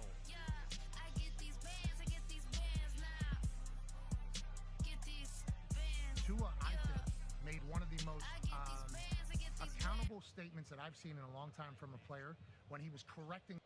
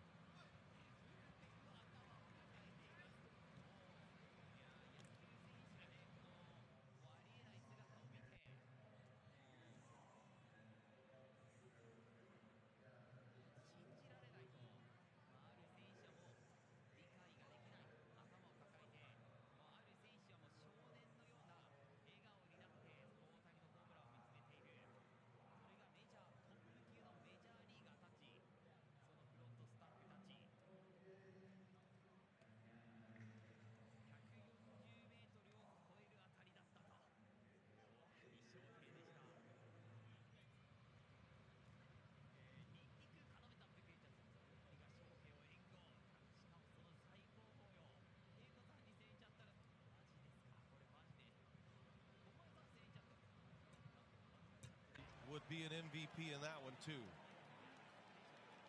The greatest player to ever play this game is on full display tonight. Dominating on the mound, 5 strikeouts through 4 innings. He's only allowed the 1 hit, and he has hit 2 majestic home runs. And that last one's going to be talked about for a long, long time around here. And they'll have a sign up on that pavilion ASAP. It took them just a couple of days to get the Schwarber sign together out there, and I'm sure they will expedite one of the many Ohtani signs to mark that moment. We might have it by the time we leave tonight. Very few players in the history of this game have gone up there. We saw Schwarber do it in the division series, and now Ohtani. Sal Frelick takes the ball. When I was a kid and coming here with the Mets, and they would talk about the Willie Stargell home run up top of the pavilion during batting practice. Every player to a man, no way that happened. Because no one has pictures of it. No one, it wasn't on camera. Game wasn't played. Everyone to a man, no way that happened. Well, I just saw it happen. 2-2 to Sal Frelick. And how impressive is it? And you can see with Ohtani just trying to breathe and calm down, but the adrenaline that must be coursing through his veins when you hit a ball like this. He's been doing this since he was 10 years old. Frelick gets jammed, pop up into shallow center field. Pajes will put it away. Out number one here to start the fifth inning. 2025 MLB postseason is brought to you by T-Mobile, now the best network in America, and by Progressive Insurance. Keep your career moving forward. Visit careers.progressive.com. One of the things I love to do through all of my years in baseball is ask former Major League pitchers what the longest home run they ever gave up. I feel like every time I've asked that question, I've gotten a quick answer. Chad Patrick is going to have his answer. It'll be game 4. Shohei Ohtani of the NLCS. Ronnie, do you know the answer? Chicago White Sox, 1991, pitching against Greg Hibbard, a little left-hander. 0-0 score through 7.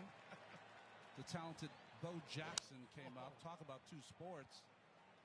Bo Jackson comes up. First 2 times up, I struck him out on high fastballs. The third time, 479 to center field. Game ended 1-0. Tony La Russa after the game came in and just tossed the spread everywhere, throwing food there. How could you guys lose 1-0? Everywhere is the food is everywhere. The whole place is distraught. And all I could think to myself, in Chicago, they used to make this amazing macaroni salad. I'm like, I just pitched. I could really use a cup of macaroni salad. Oh. I mean, good thing you didn't remember any details about that. Well, what's the longest home run you ever hit, Frenchie? Is that easily on the brain? yes, I got one in Atlanta at Turner Field off Darren Oliver. Darren Oliver broke about 3/4 of my bats, but I finally got the bat out one time. I think it was like 463. Whoa. Is it a swing? It is. And it's a strikeout as Ohtani takes down Caleb Durbin. His 6th strikeout of the game. 2 outs in the 5th inning. Split finger kind of sits on the inside of that zone. He thought maybe he was going to break back over the plate, but couldn't keep his bat back. So if you ever want to be a major league pitcher, kids, when you get to the big leagues and then you become my age, all you'll remember are the longest home runs you ever had. Right. And then people like me asking you about it all the time. That's all right. I just got over it like a couple of weeks ago. Didn't sound like it, actually. You remember with vivid detail every inch of that. It really was the macaroni salad. I can tell. Gotcha.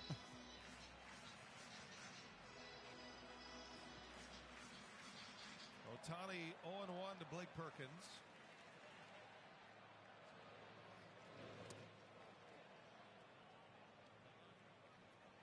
Remember, Bo was only playing on one hip then. He hurt himself as a football player. Never mind. Still 479.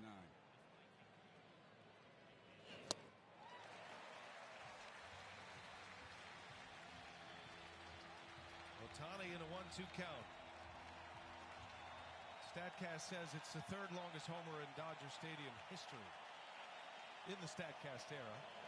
Ohtani chance to come right back on the mound and put the Brewers down in order. He does so. 7 strikeouts. Shohei Ohtani, what a player.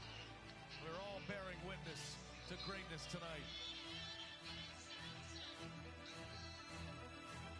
Tua, I think, made one of the most accountable statements that I've seen in a long time from a player when he was correcting something that he did after a game where he basically called out some teammates unnamed and then threw teammates under the bus.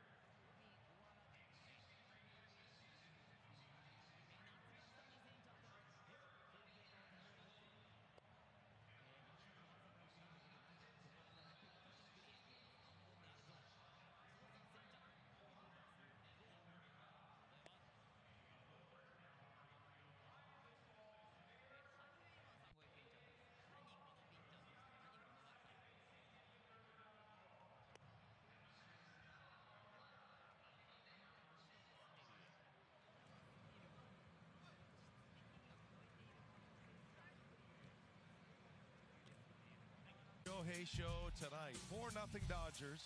Ohtani with 2 homers. And the second of which, one of the more memorable postseason home runs in Dodger franchise history. Oh, yeah, by the way, 5 shutout innings. Ohtani, more by the way, 7 strikeouts in those 5 shutout innings, only giving up 1 hit and 2 walks. Will Smith, 2 for 2 tonight. Chad Patrick back on the mound for Milwaukee. Statcast era started in 2015, the measurable home runs. And Ohtani has 2 of the top 3. Giancarlo Stanton has the longest homer at Dodger Stadium in the Statcast era, 475. Ohtani had a 473 last year and a 469 footer tonight. That makes sense, Giancarlo. Yeah. And you talk about probably got him in most stadiums. Exit velocities about on par, as Smith would have cut it a miss. Got a little off the end, Giancarlo. Dodgers have 4 runs on 7 hits. Smith 2 for 2. He's now 6 for 13 in the NLCS.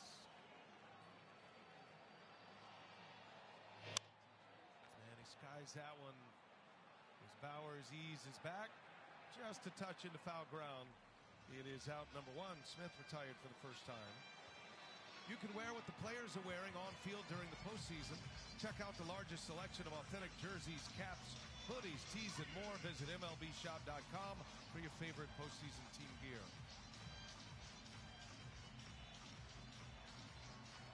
From the back end of that roof, that's where it landed. If you've ever had the privilege to come to Dodger Stadium and stood out there, shocking.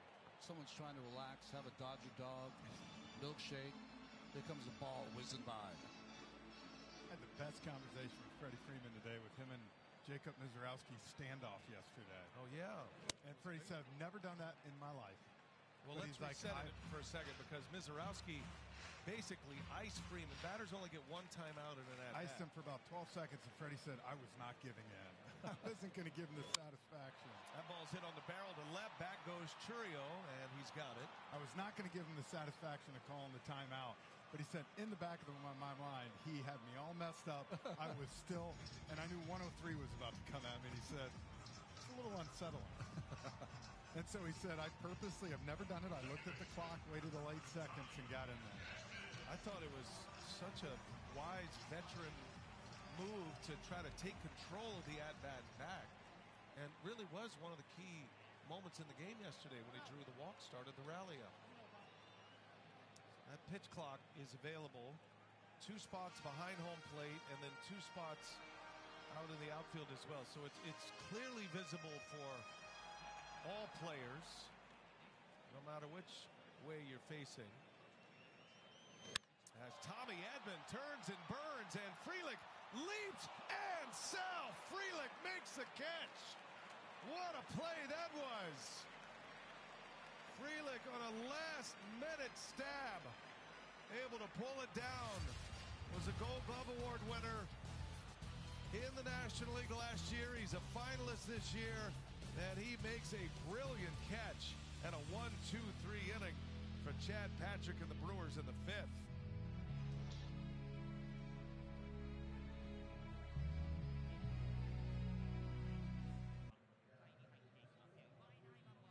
Tua, I think, made one of the most accountable statements that I've seen in a long time from a player when he was correcting something that he did.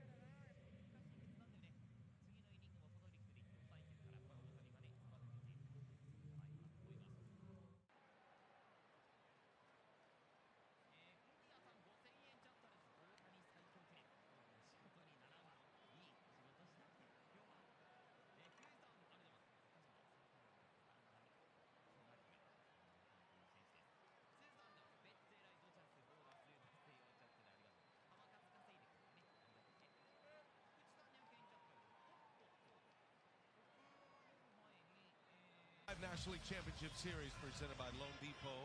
Meeting at the mound, that's Mark Pryor, Dodger pitching coach. Will Ireton is the translator. The reason for the meeting at the mound, Ohtani's not injured. Brewers have announced a pinch hitter, and Isaac Collins will bat to start this inning. So as is the Dodgers' rhythm, which is unlike most teams, they do the scouting report meeting on the mound after Ohtani warms up, which makes it an official visit prior to. Collins came in to hit in last night's game for Ortiz, as he usually does. Popped up the first pitch to the second baseman. So Collins will get a pinch hit appearance. He'll stay in. Hitting for the shortstop. Joey Ortiz here to start the 6th inning. Ohtani was a little unsettled in his start against the Phillies early. Gave up the 3 runs early. Dodgers got down. They ended up winning that game. Dramatic comeback in game 1 of the division series. But it didn't take Ohtani long to lock it down. Then he goes 13 days between those starts. And he has been on point from the 1st inning here tonight. He's got 7 strikeouts through 5 innings. And a little half swing by Collins. That is the splitter once again. And he strikes out Collins to start the 6th as we check in with Lauren. And Brian, I was just thinking, we watched LA win last year with so many weapons out of the pen, and this year it's 7, 8, 9 from their starters. Brian, Dave said last season, I knew my starters weren't going to take down the most outs, and boy, what a luxury to have it the other way around. It's definitely less stress on my body. He's been managing in the leisure seat. Oh man! In this series, his starters are doing this. I mean, the worst performance they had by a pitcher was Tyler Glasnow, who went 5 2/3 and only gave up a run. Yeah, I mean, we sit there and see Dave Roberts' feet up on the bench. Here again tonight. Look, feet cooked up, relaxed, chill. Murph's walking up and down that dugout over. Brian, I love what you were talking about that 3rd inning when he lost his control, gave up those 3 runs in Philly, and then pitched 4 more innings, right? And those 4 innings combined with the first 5 innings here before this inning, he has locked it down, even with the 13 days rest. 9 innings, 15 Ks, only 2 hits, and no runs. 1 and 2 on Terang, and a swing and a miss. It's another strikeout. Number 9 for Ohtani. He has struck out 4 consecutive Brewers. I mean, usually these kind of games are reserved for Williamsport, but we got one going on right here in Dodger Stadium.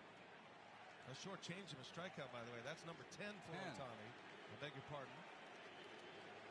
And 4 in a row as Churio into center field.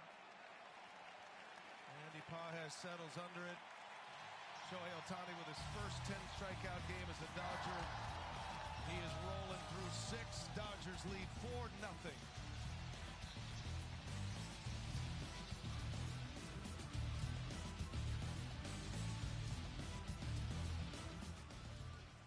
Tua, I think, made one of the most accountable statements that I've seen in a long time from a player when he was correcting.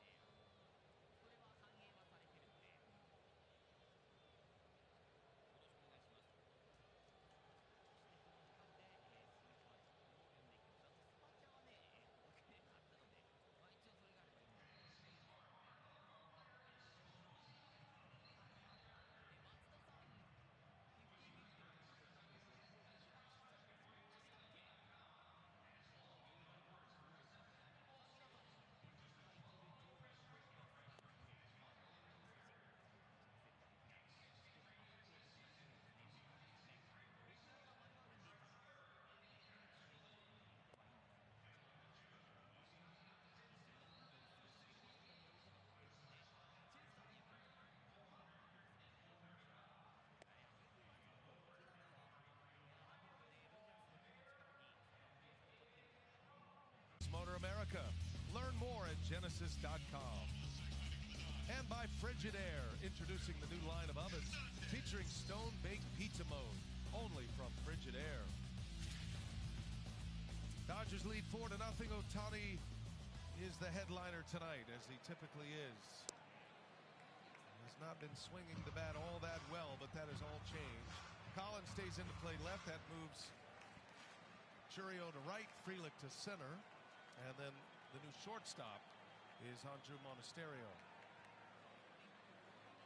Teoscar Hernandez takes a strike from Chad Patrick.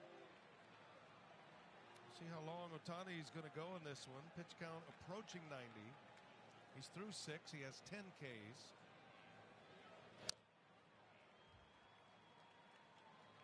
He struck out 4 in a row at one point, and 6 of 7 between the 4th and the 6th inning.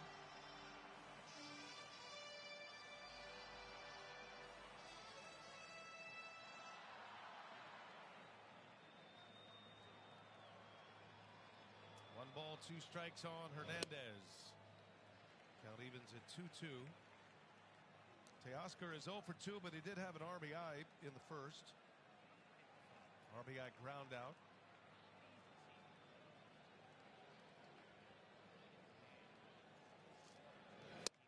And Patrick strikes him out for the first out of the inning. Vanda Pharmaceuticals. Innovate in the service of people's pursuit of happiness.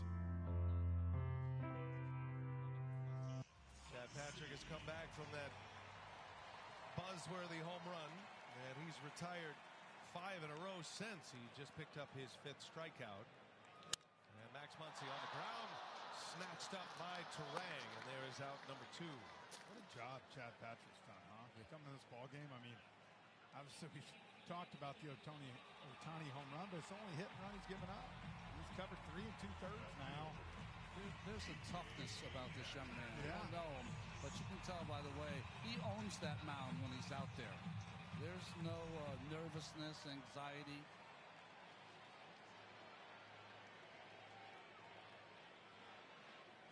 Here's Kike Hernandez on the first pitch off the end of the bat. He pops it up. Long run in for Collins. And Chad Patrick rips right through the Dodgers batting order. 7-pitch inning. We are through 6 in game 4. Dodgers lead 4-0. Brewers coming up.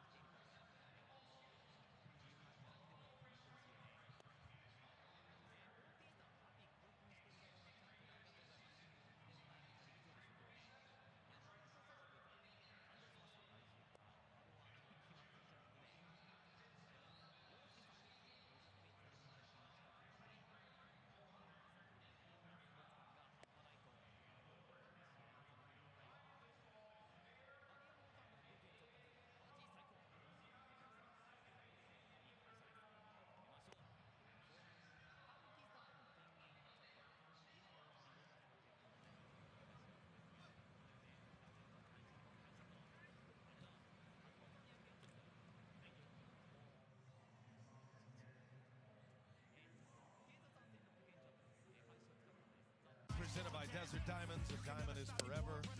It is hard to say we are witnessing something for the first time in Major League Baseball, but that's it. Shohei Ohtani dominating on the mound.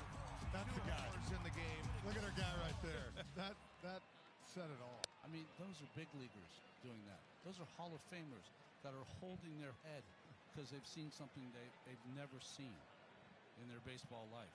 10 Ks in 6 innings and 2 home runs from Ohtani and a walk. Been on base all 3 times. He faces Christian Yelich. We'll see how long Ohtani will go in this game now as he pitches in the 7th. He is now the 8th Dodger pitcher of the 10 games that they have started in this postseason to go at least 6 innings. They had just 2 last year. Alex Vesia is warming up with purpose in the Dodger bullpen.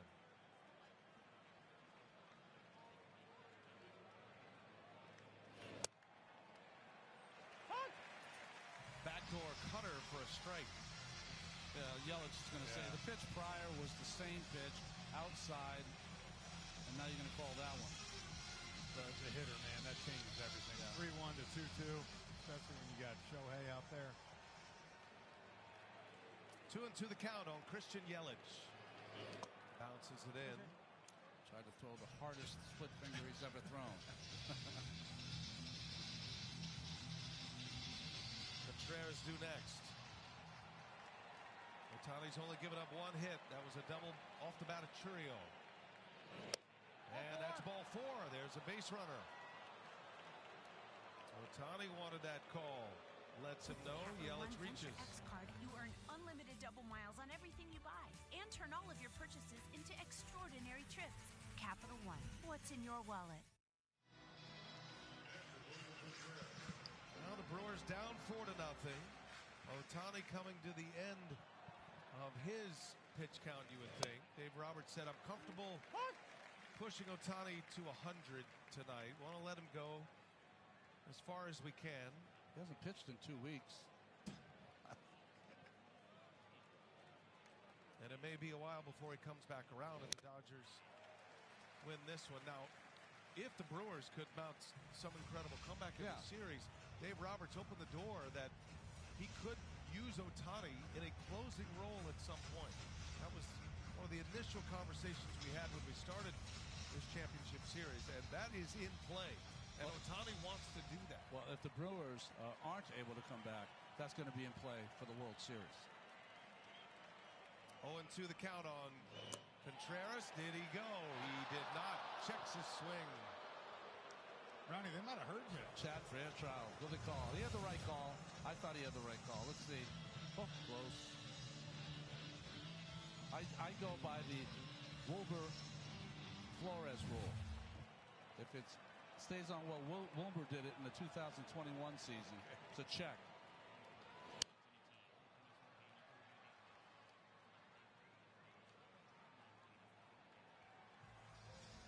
Dave Roberts is going to get booed in a minute when he comes up to get Ohtani? No, because it will be his chance to give Ohtani his flowers. The people there will be boos on the way out. I'm with you. He's going to hear it. Well, who wants this show to end in this ballpark? This is what you do. You walk off with him. You just hold the ball. Stay out here with me. We want to say wish good luck to Vesia when he comes out, and then they'll both walk out together. 2-2 to Contreras. He'll use his timeout. Well, time is running out for Milwaukee, but they've got a lead man on in the 7th inning, trying to come off the deck. Team that has been counted out all year long. They know what the narrative is. They've heard it before. They knew they were going to be the underdog in any series they competed in this postseason, even though they won 97 games this year and had the best record in all of baseball. Yeah, they got a chance right here. It's 3-2. You got the whole right side open right here. You got to believe this is going away. If you're Contreras, try to poke it through. 3-2 pitch. Contreras up the middle and a base hit. Took that approach, Frenchie. Good call, and it's a single. And the Brewers now in business. 2 on, nobody out. And here comes Dave Roberts. And this place is going to roar when Ohtani walks off the mound. Well, he had to throw a strike with the breaking ball, and he did. A good hitting by Contreras. And now the Brewers have their shot. This is their shot.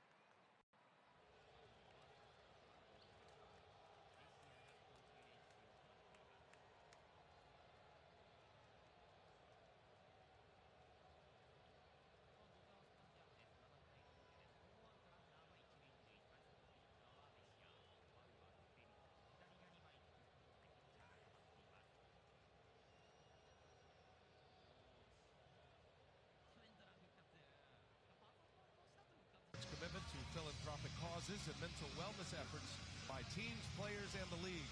To learn more, please visit MLBtogether.com. Just witnessed one of the greatest performances by a player in postseason history, both on the mound and at the plate. We bring you inside the booth, courtesy of AT&T.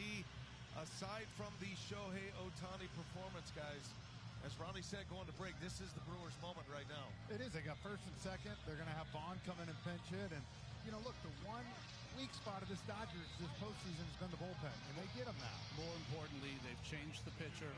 They've got the hitter who had magic all season long. Andrew Vaughn, when they traded for him, and he came up to the team on July 7th, hit a home run in his first at-bat against Yamamoto. The Brewers went on a tear, and he seemed to get, if not all the hits, it seemed like he got all the big hits they needed through those great runs of winning 14 in a row, 11 in a row, 9 in a row. This is it. This is the time to do it. But this is where you got to control yourself as a hitter too. Single up the middle, single to right field, great. Keep the line moving. You'd love to get 4 this inning, but even to get 2 or 3 and get yourself within striking distance is what you have to do. Brewers are down 3-0 in this series, on the brink of elimination, and they're down 4-0 in this game. Ohtani is out. Alex Vesia been excellent out of the Dodger bullpen. 2 on, nobody out to start the 7th. And Vaughn jumping on the first pitch, fouls it away. The Brewers owned left-handed pitching this summer, 268 average as a team. That was the best in baseball. Vaughn had a lot to do with that once he was traded over from the White Sox.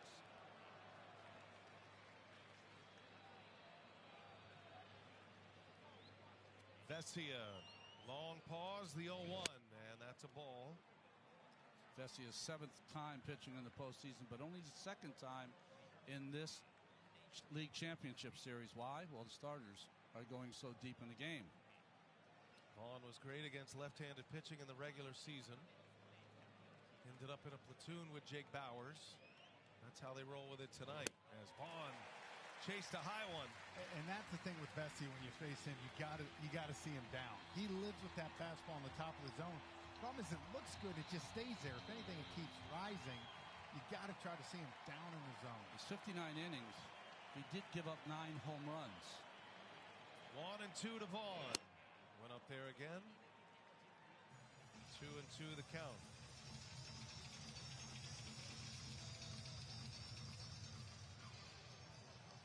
And Andrew Vaughn pinch hitting for Jake Bauers here in the 7th. Ohtani goes 6 plus 2 batters. And Vaughn gets under one. Popped him up. Infield fly roll is the call. Mookie Betts will catch it. And there is out number 1 as we send it down to Lauren Shahadi. Brian, Brewers have really captivated so many in baseball. Pat Murphy heard from Joe Torre today. He said, "You've done the little things all year. Stay there.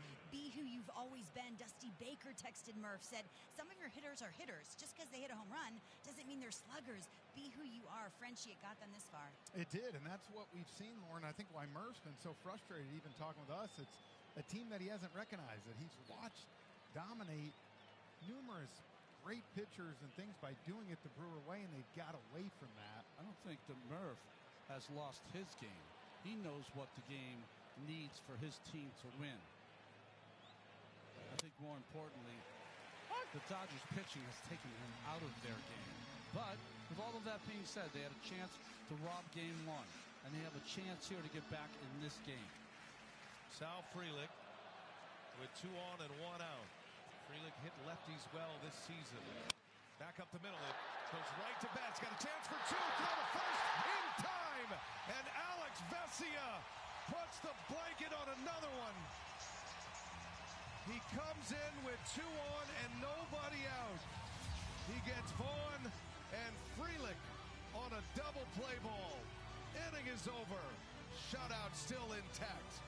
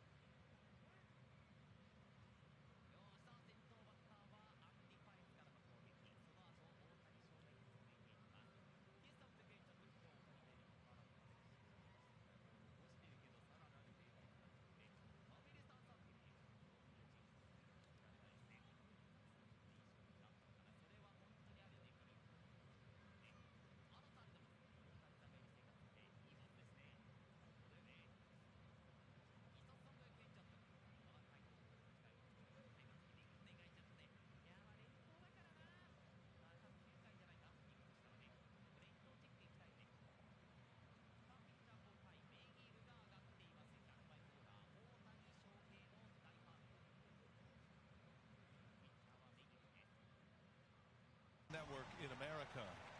Dodgers lead 4-0. Brewers had a shot in the 7th. 2 on, nobody out. Could not score. And now Trevor McGill, all-star closer for the Brewers, who's been dealing with an elbow injury, flexor strain injury, will enter the fray here in the 7th. Magical season. 30 saves, 50 appearances. Vaughn's in at first base.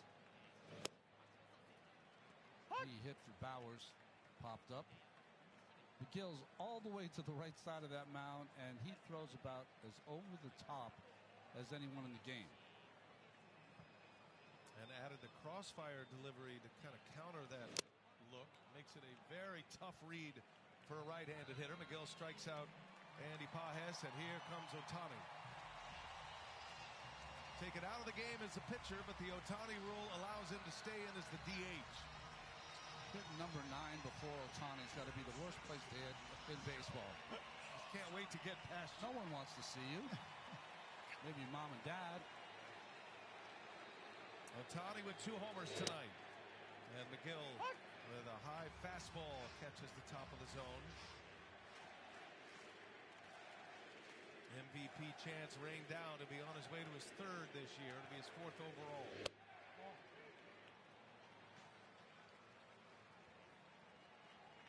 All of a sudden, not lunging, just taking the.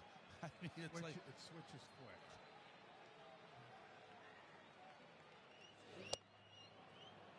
Oh, he got the call on a big curve.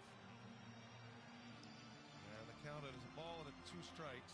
He's 6'8" Trevor McGill against a larger-than-life player in Shohei Ohtani.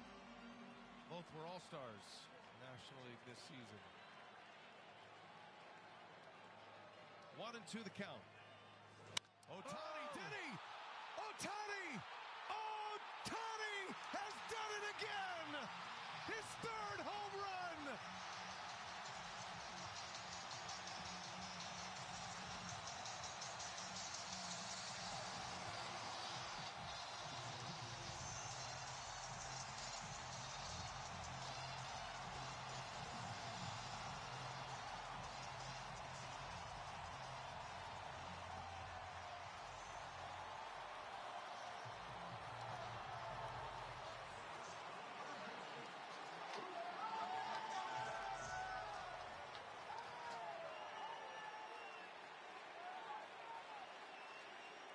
Take a bow, Shohei Ohtani. An all-time game for an all-time player. 3 homers. He makes it 5-0. And I think we might be looking at the NLCS MVP. And now Betts goes deep to center. Frelick at the track makes a catch just shy of the wall. 2nd out, back to the Ohtani swing. 2 strikes, and this is where he goes, right? That ball's a little down, little outer half. 114 off the bat, and this one only 427. The opposite way. Yep. They get 6 more outs. If you're either Toronto or Seattle, you're like, crap. He woke up.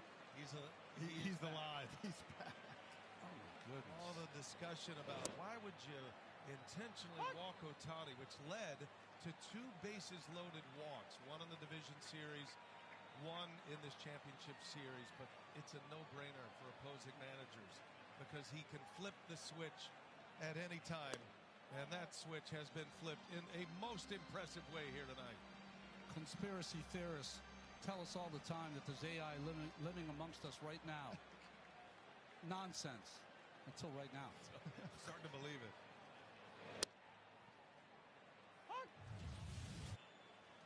Mascam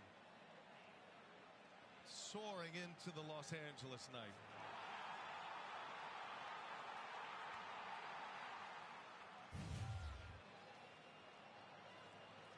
That's Ohtani, Ronnie, that we know when it's the ball's middle, but the way the hands stayed inside the ball, didn't come around it. Instead of being over and in front of the ball. I mean, the only way to hit a ball like that is you back it up. He's like completely back in one swing. Yeah.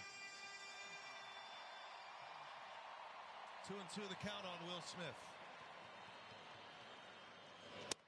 And McGill with the strikeout to end the inning. Frenchie, you know how incorrigible you and I would be if we had that talent?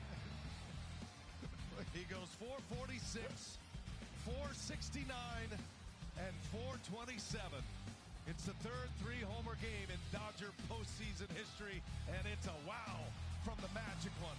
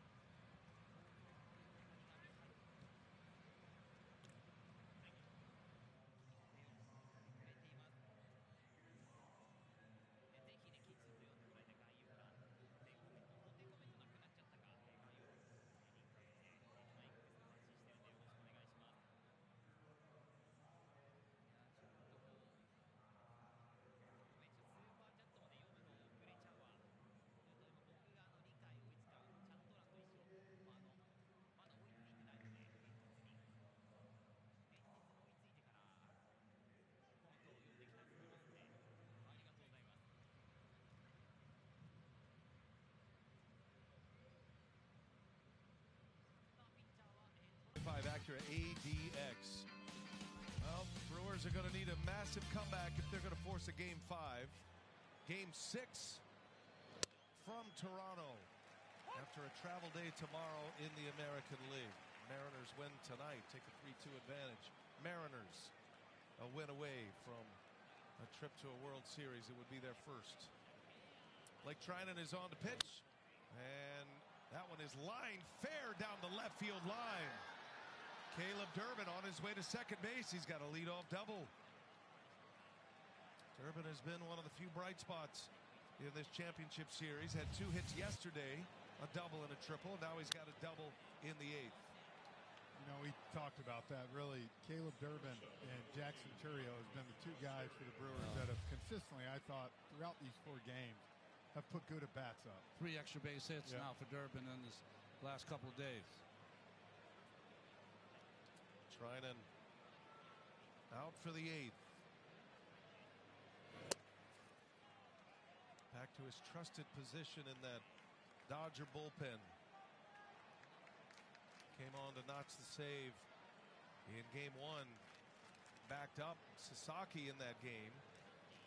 And then they went in the opposite order in Game 3. 2-0 the count. Anthony Banda is in the Dodger pen, the left-hander.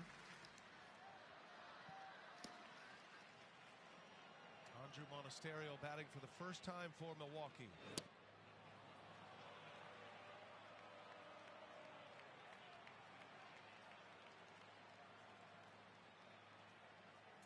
You know, guys, what's really crazy about this streak now from the regular season and post for the Dodgers, it started on a night where Yamamoto had a no-hitter for 8 2/3 innings. Treinen came in and gave up a home run. Durbin takes off, and he's going to steal third base. The pitch is a strike. Durbin gets a third. But they lost that game. Stolen base for Durbin. He's at third base with nobody out.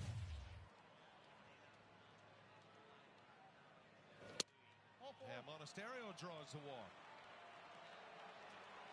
And if you hear all the boos here, this has been such a challenging year for this bullpen for the Dodgers.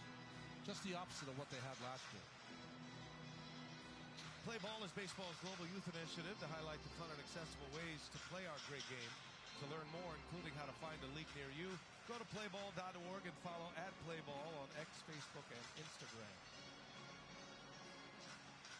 Isaac Collins steps in with runners at the corners and nobody out. Brewers down 5-0. Down to their last 6 outs in the first elimination game of this championship series. Second at bat for Collins. Pinch hit in the 6th. He struck out.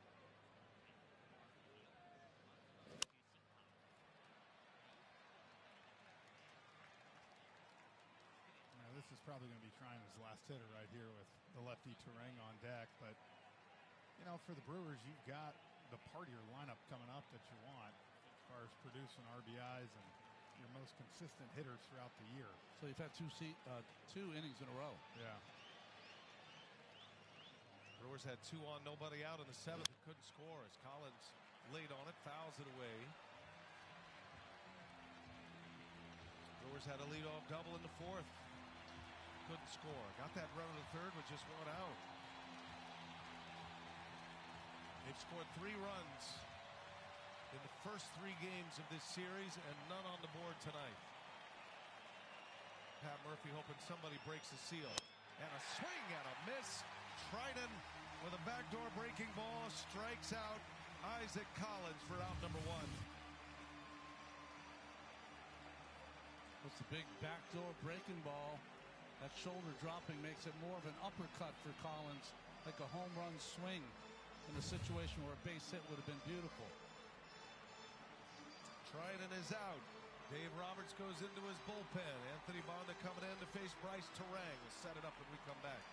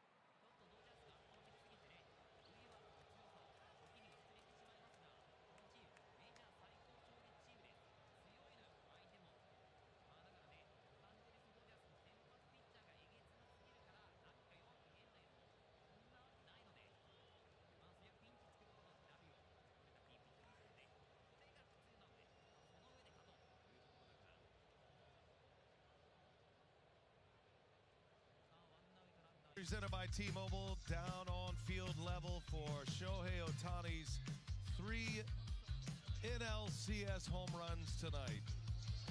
Dodgers have had the last three homer games in the postseason. Kike Hernandez did it in 2017. We were there for that at Wrigley Field. Chris Taylor did it in 2021, and Shohei Ohtani here in 2025. Ronnie Anthony Bonda on the pitch here with runners at first and third, and Bryce Terang coming up. Well, he pitched in last night's game, and he made it look easy when Bonda came into the game. Mostly fastballs. He's got a good breaking ball as well. 31-year-old lefty trying to preserve a shutout. Bryce Terang drew a walk off Ohtani to start the game.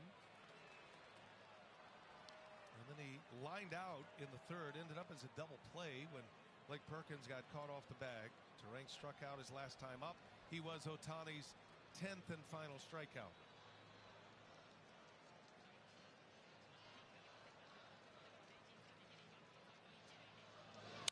Terang, slow roller to second base, flip it to the bag, bats to first, not in time, and the Brewers are finally on the board. The speedy Terang beats it out. Dodgers get the lead out at second base. Durbin scores the run, and it's 5-1 Dodgers. It's a great job here trying to turn two. Terang just a little too fast. Mookie, good throw, and you see Freddie full split almost there at first base.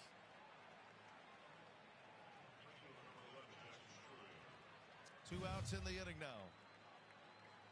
Runner at first for Jackson Chourio. Yeah, one home run for the Brewers this series, and this was the guy right here. Yeah, he flips him here. It's a game. He homered to start the game offensively for the Brewers in game 2 off Yamamoto. And then Yamamoto finished the game. Only run he gave up in game 2 of this NLCS. Chourio, big swing. Chourio doesn't have to pull him to hit a homer. He's got tremendous power to right center field. Most of the pitches, or at least the fastballs, will be away from Bonda. Absolutely. Split that gap in right center and drive it.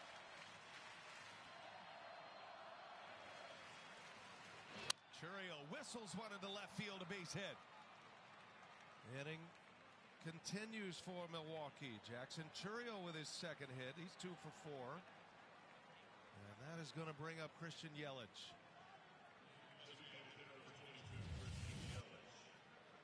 Man, that ball just flies off.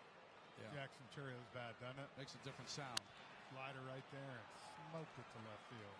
This is the biggest redemption at bat in this series. Baseball is a game of redemption. There's no question about it. But Yelich has been on the wrong side of it. He has struggled mightily. Yelich 0 for 2 with a walk here tonight. He's 1 for 13 in the series. Roki Sasaki just starting to warm up in the bullpen. Yeah, they're trying to get him ready because Banda versus Contreras is not a great matchup for the Dodgers.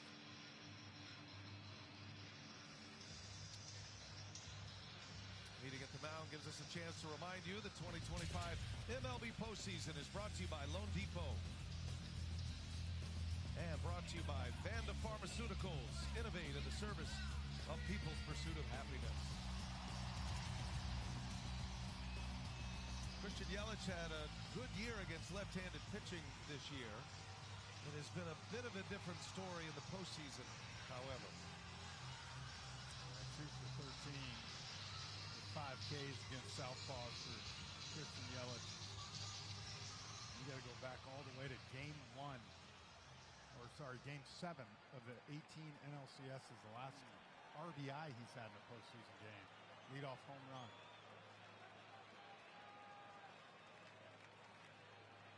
First and second, 2 outs. Yelich swinging a foul. Yelich finished the regular season 4th in the National League in RBIs. He drove at 103. Back surgery at the end of the regular season last season, and it was a big comeback year for Yelich. 29 home runs.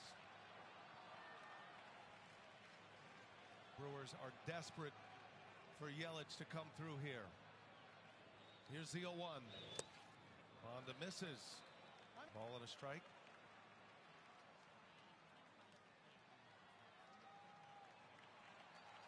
Remember, Sasaki, even though he's been coming out of the pen in the postseason, is a starting pitcher by trade. He's warming up as fast as he can. Be interesting to see if Yelich reaches. That's a tapper back to the mound. And Bonda gets through the inning. Brewers do score. They get one on a ground out from Turang. It is 5-1 LA, bottom of the 8th coming.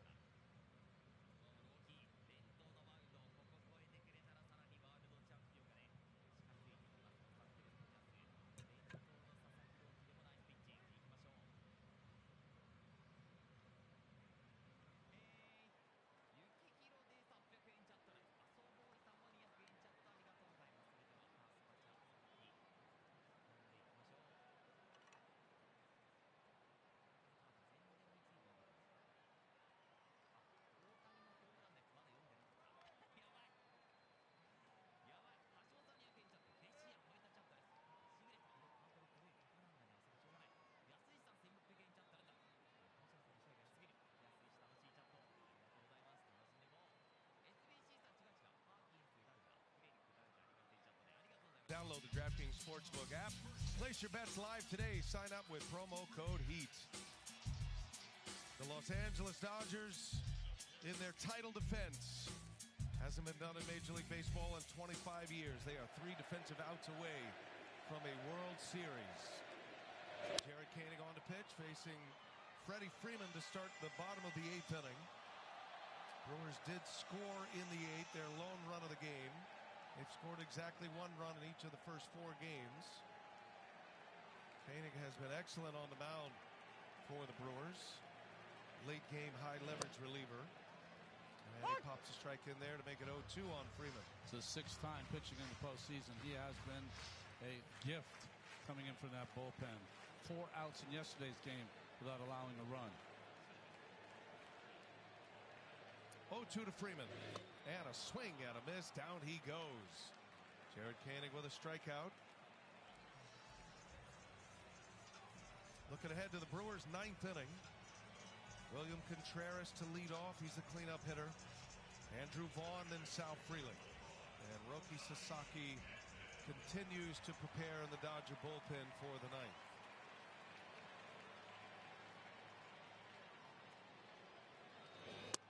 Oh! You know, when you're looking at the NLCS MVP, I really thought Tommy Edman was making a case until Shohei decided to do what he's done tonight.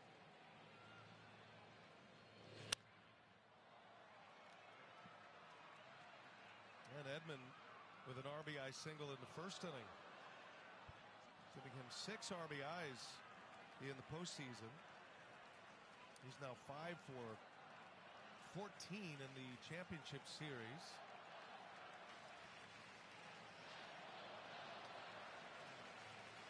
And no debating Ohtani's magical night tonight. One of the all-time performances in Major League Baseball history. You know, when you're thinking about Major League history in the World Series, you think of the Kirk Gibson moment. You're thinking of other Bill Mazeroski moments. The only real full game was the Don Larson perfect game. But to me, watching this game tonight, this is the greatest single performance in a postseason by one individual player that I've ever seen in my life. Yeah, same. Never seen it. Yeah, I mean, you sit there and talk about the 3 home runs. We've seen it happen. Guy didn't throw 6 innings and 10 Ks on the other side, right? No kidding. I mean, that's what's been incredible. That's the other part of it. Teoscar Hernandez.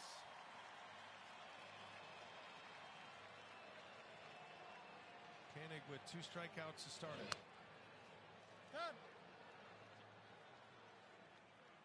Dodgers are 8-1 this postseason. They have just dominated from the start. Swept the Reds in the wild card series. That was the best 2 out of 3. Both of those games here at Dodger Stadium. They went on the road to win the first 2 games in Philadelphia to start the division series. Phillies had the bye.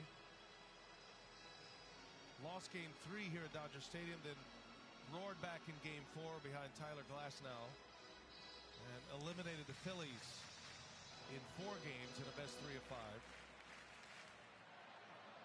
And they've got a chance to sweep the Brewers with 3 more outs. I was talking earlier about that Yamamoto almost no-hitter, 8 2/3, gives up the home run to Jackson Holiday, end up losing that game. Since that game, include the postseason now, 24-6 as a team.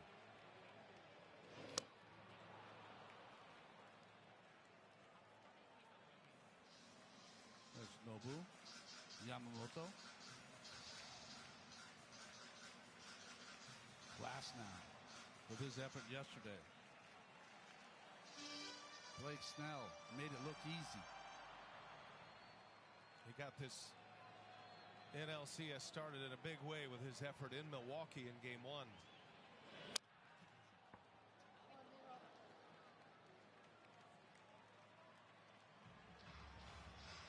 You watch these Dodgers hitters and all the great at-bats, but I'll tell you one guy that has been able to keep them down is this guy on the mound right now, Terry Koenig. He has been filthy this postseason. The bullpen has done an amazing job. Hernandez shoots one to right field. Nice piece of hitting by Teoscar Hernandez. Salvages one in his last at-bat. He did have an RBI in the first, but he singles to right. Textbook. Kind of hit that out of the catcher's glove, didn't he? That was one of those things. I need a knock tonight. I don't have a knock. And again, one thing you watch these guys do, there might be big swings at time, and there was early in the battle. When they get to 2 strikes, cut it down. Yeah, humble approach. Justin Dean will pinch run. He was likely to come into the game for defensive purposes anyway, so Teoscar Hernandez will exit with 11 RBIs this postseason. Now Max Muncy with 2 outs.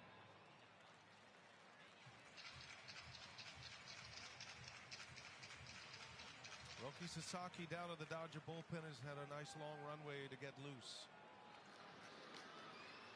And he's on to try to nail it down. He never had a save appearance until his save in Philadelphia. Runner goes. Dean snap throw to second, in and out of the glove of Monasterio, and it's a stolen base for Justin Dean.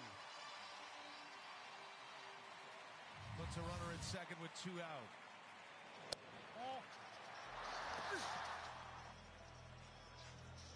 Base cam presented by T-Mobile. Would have been a close play, a short hop from Contreras. Seems like you keep bringing me in for just an inning like the 6th or 7th. I'm getting mine. Well, and he might have been honoring Dave Roberts there 21 years ago tonight. I was thinking the same There you thing. go. Famous steal in game 4. It is the anniversary of the Cowboy Red Sox, the idiots. as they were known, coming back from a 3-0 deficit to beat the Yankees in a 7-gamer, and Dave Roberts had that big stolen base, that historic stolen base, made him famous against Mariano Rivera, scored the tying run.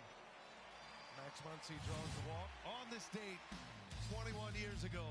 The stolen base that Dave Roberts says he gets asked about once a week still.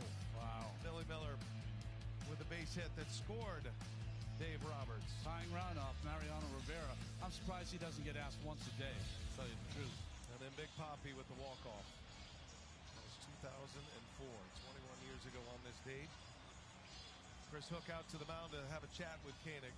The only team to come down from 3-0, to come back from 3-0, and win a 7-game series. Grant Anderson in the bullpen.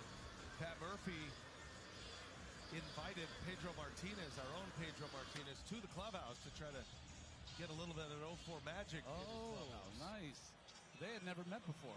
Pat had never met. Only interviewed. Yeah. But never in person. I'm sure Pedro's a rock star in that locker room. Yes, he was. He's a rock star in every locker room. Yeah, exactly.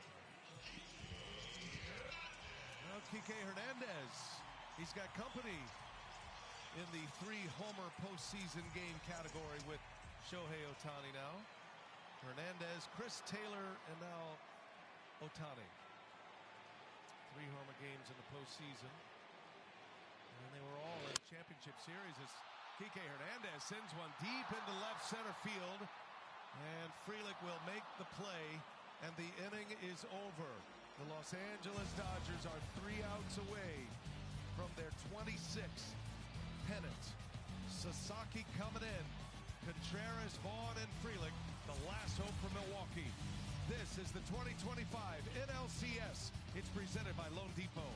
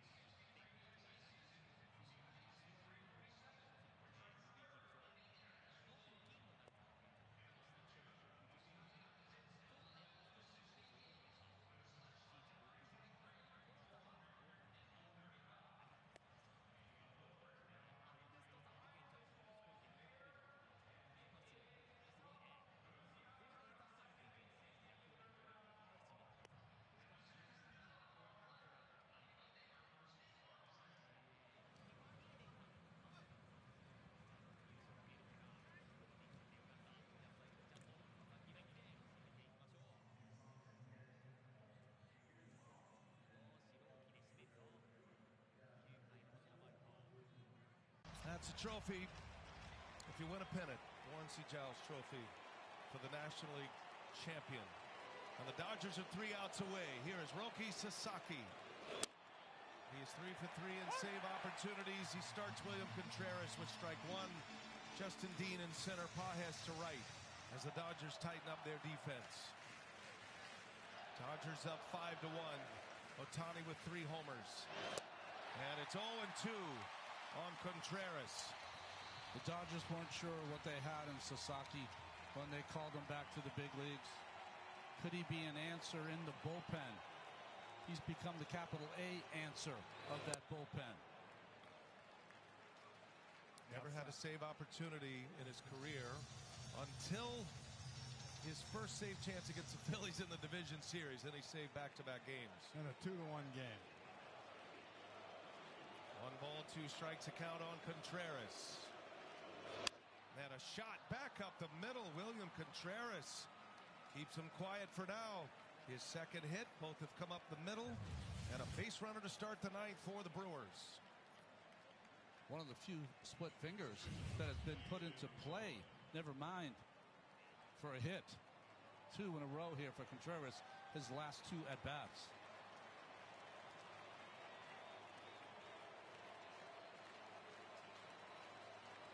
Andrew Vaughn.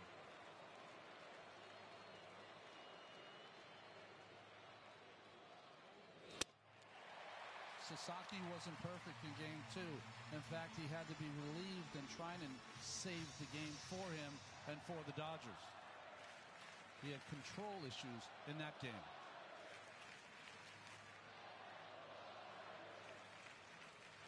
Vaughn into right center field, hit well, racing over to make the play is Pages.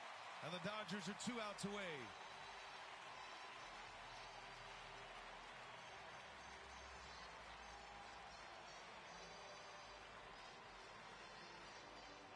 Brewers have scored exactly 1 run in the first 4 games here. Consecutive games allowing 1 or fewer.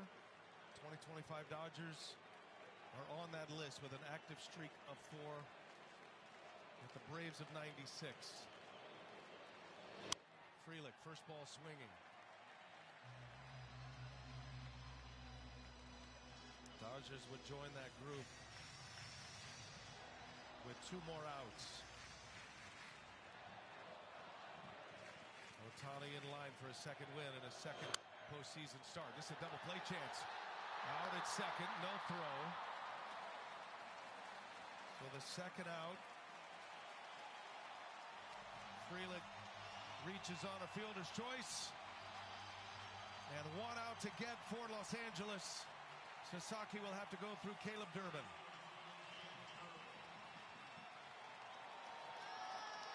Billie Jean King. Urban Magic Johnson. And Randy Newman waiting in the wings. Frelick takes off. Durbin, a high fly ball to right. Pages, he is there. He's got it. And the ball game is over. And the Los Angeles Dodgers have won the National League pennant. They sweep the Brewers. The greatest night of baseball by an individual player in the history of this game. Shohei Ohtani. 3 homers. And a victory on the mound with 10 strikeouts.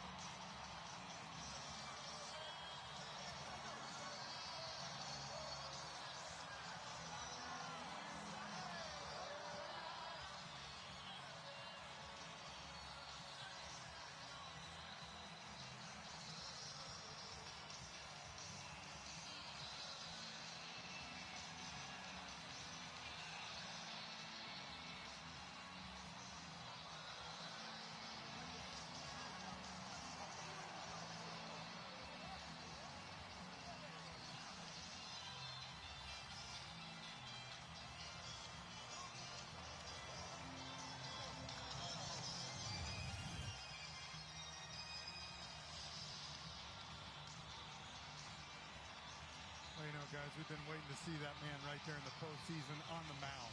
We saw him last year for the first time, and Johnny, you said it, maybe the best postseason performance we've ever seen 10 strikeouts, 3 home runs. Just continues to just reinvent the game. Mookie and Edmonds up the middle, so strong. Mookie had some great defensive plays in this series. Muncy now has more home runs than any Dodger in history in the postseason. And they found the closer. Roki Sasaki nails down his 4th save of this postseason. The Los Angeles Dodgers steamroll their way to a sweep of the Milwaukee Brewers, the team that had the best record in Major League Baseball. And Dave Roberts will take his Dodgers to the World Series again. They've won it twice under Dave Roberts. It'll be their 5th in the last 9 seasons. 5 pennants, the most in the National League in the wild card era.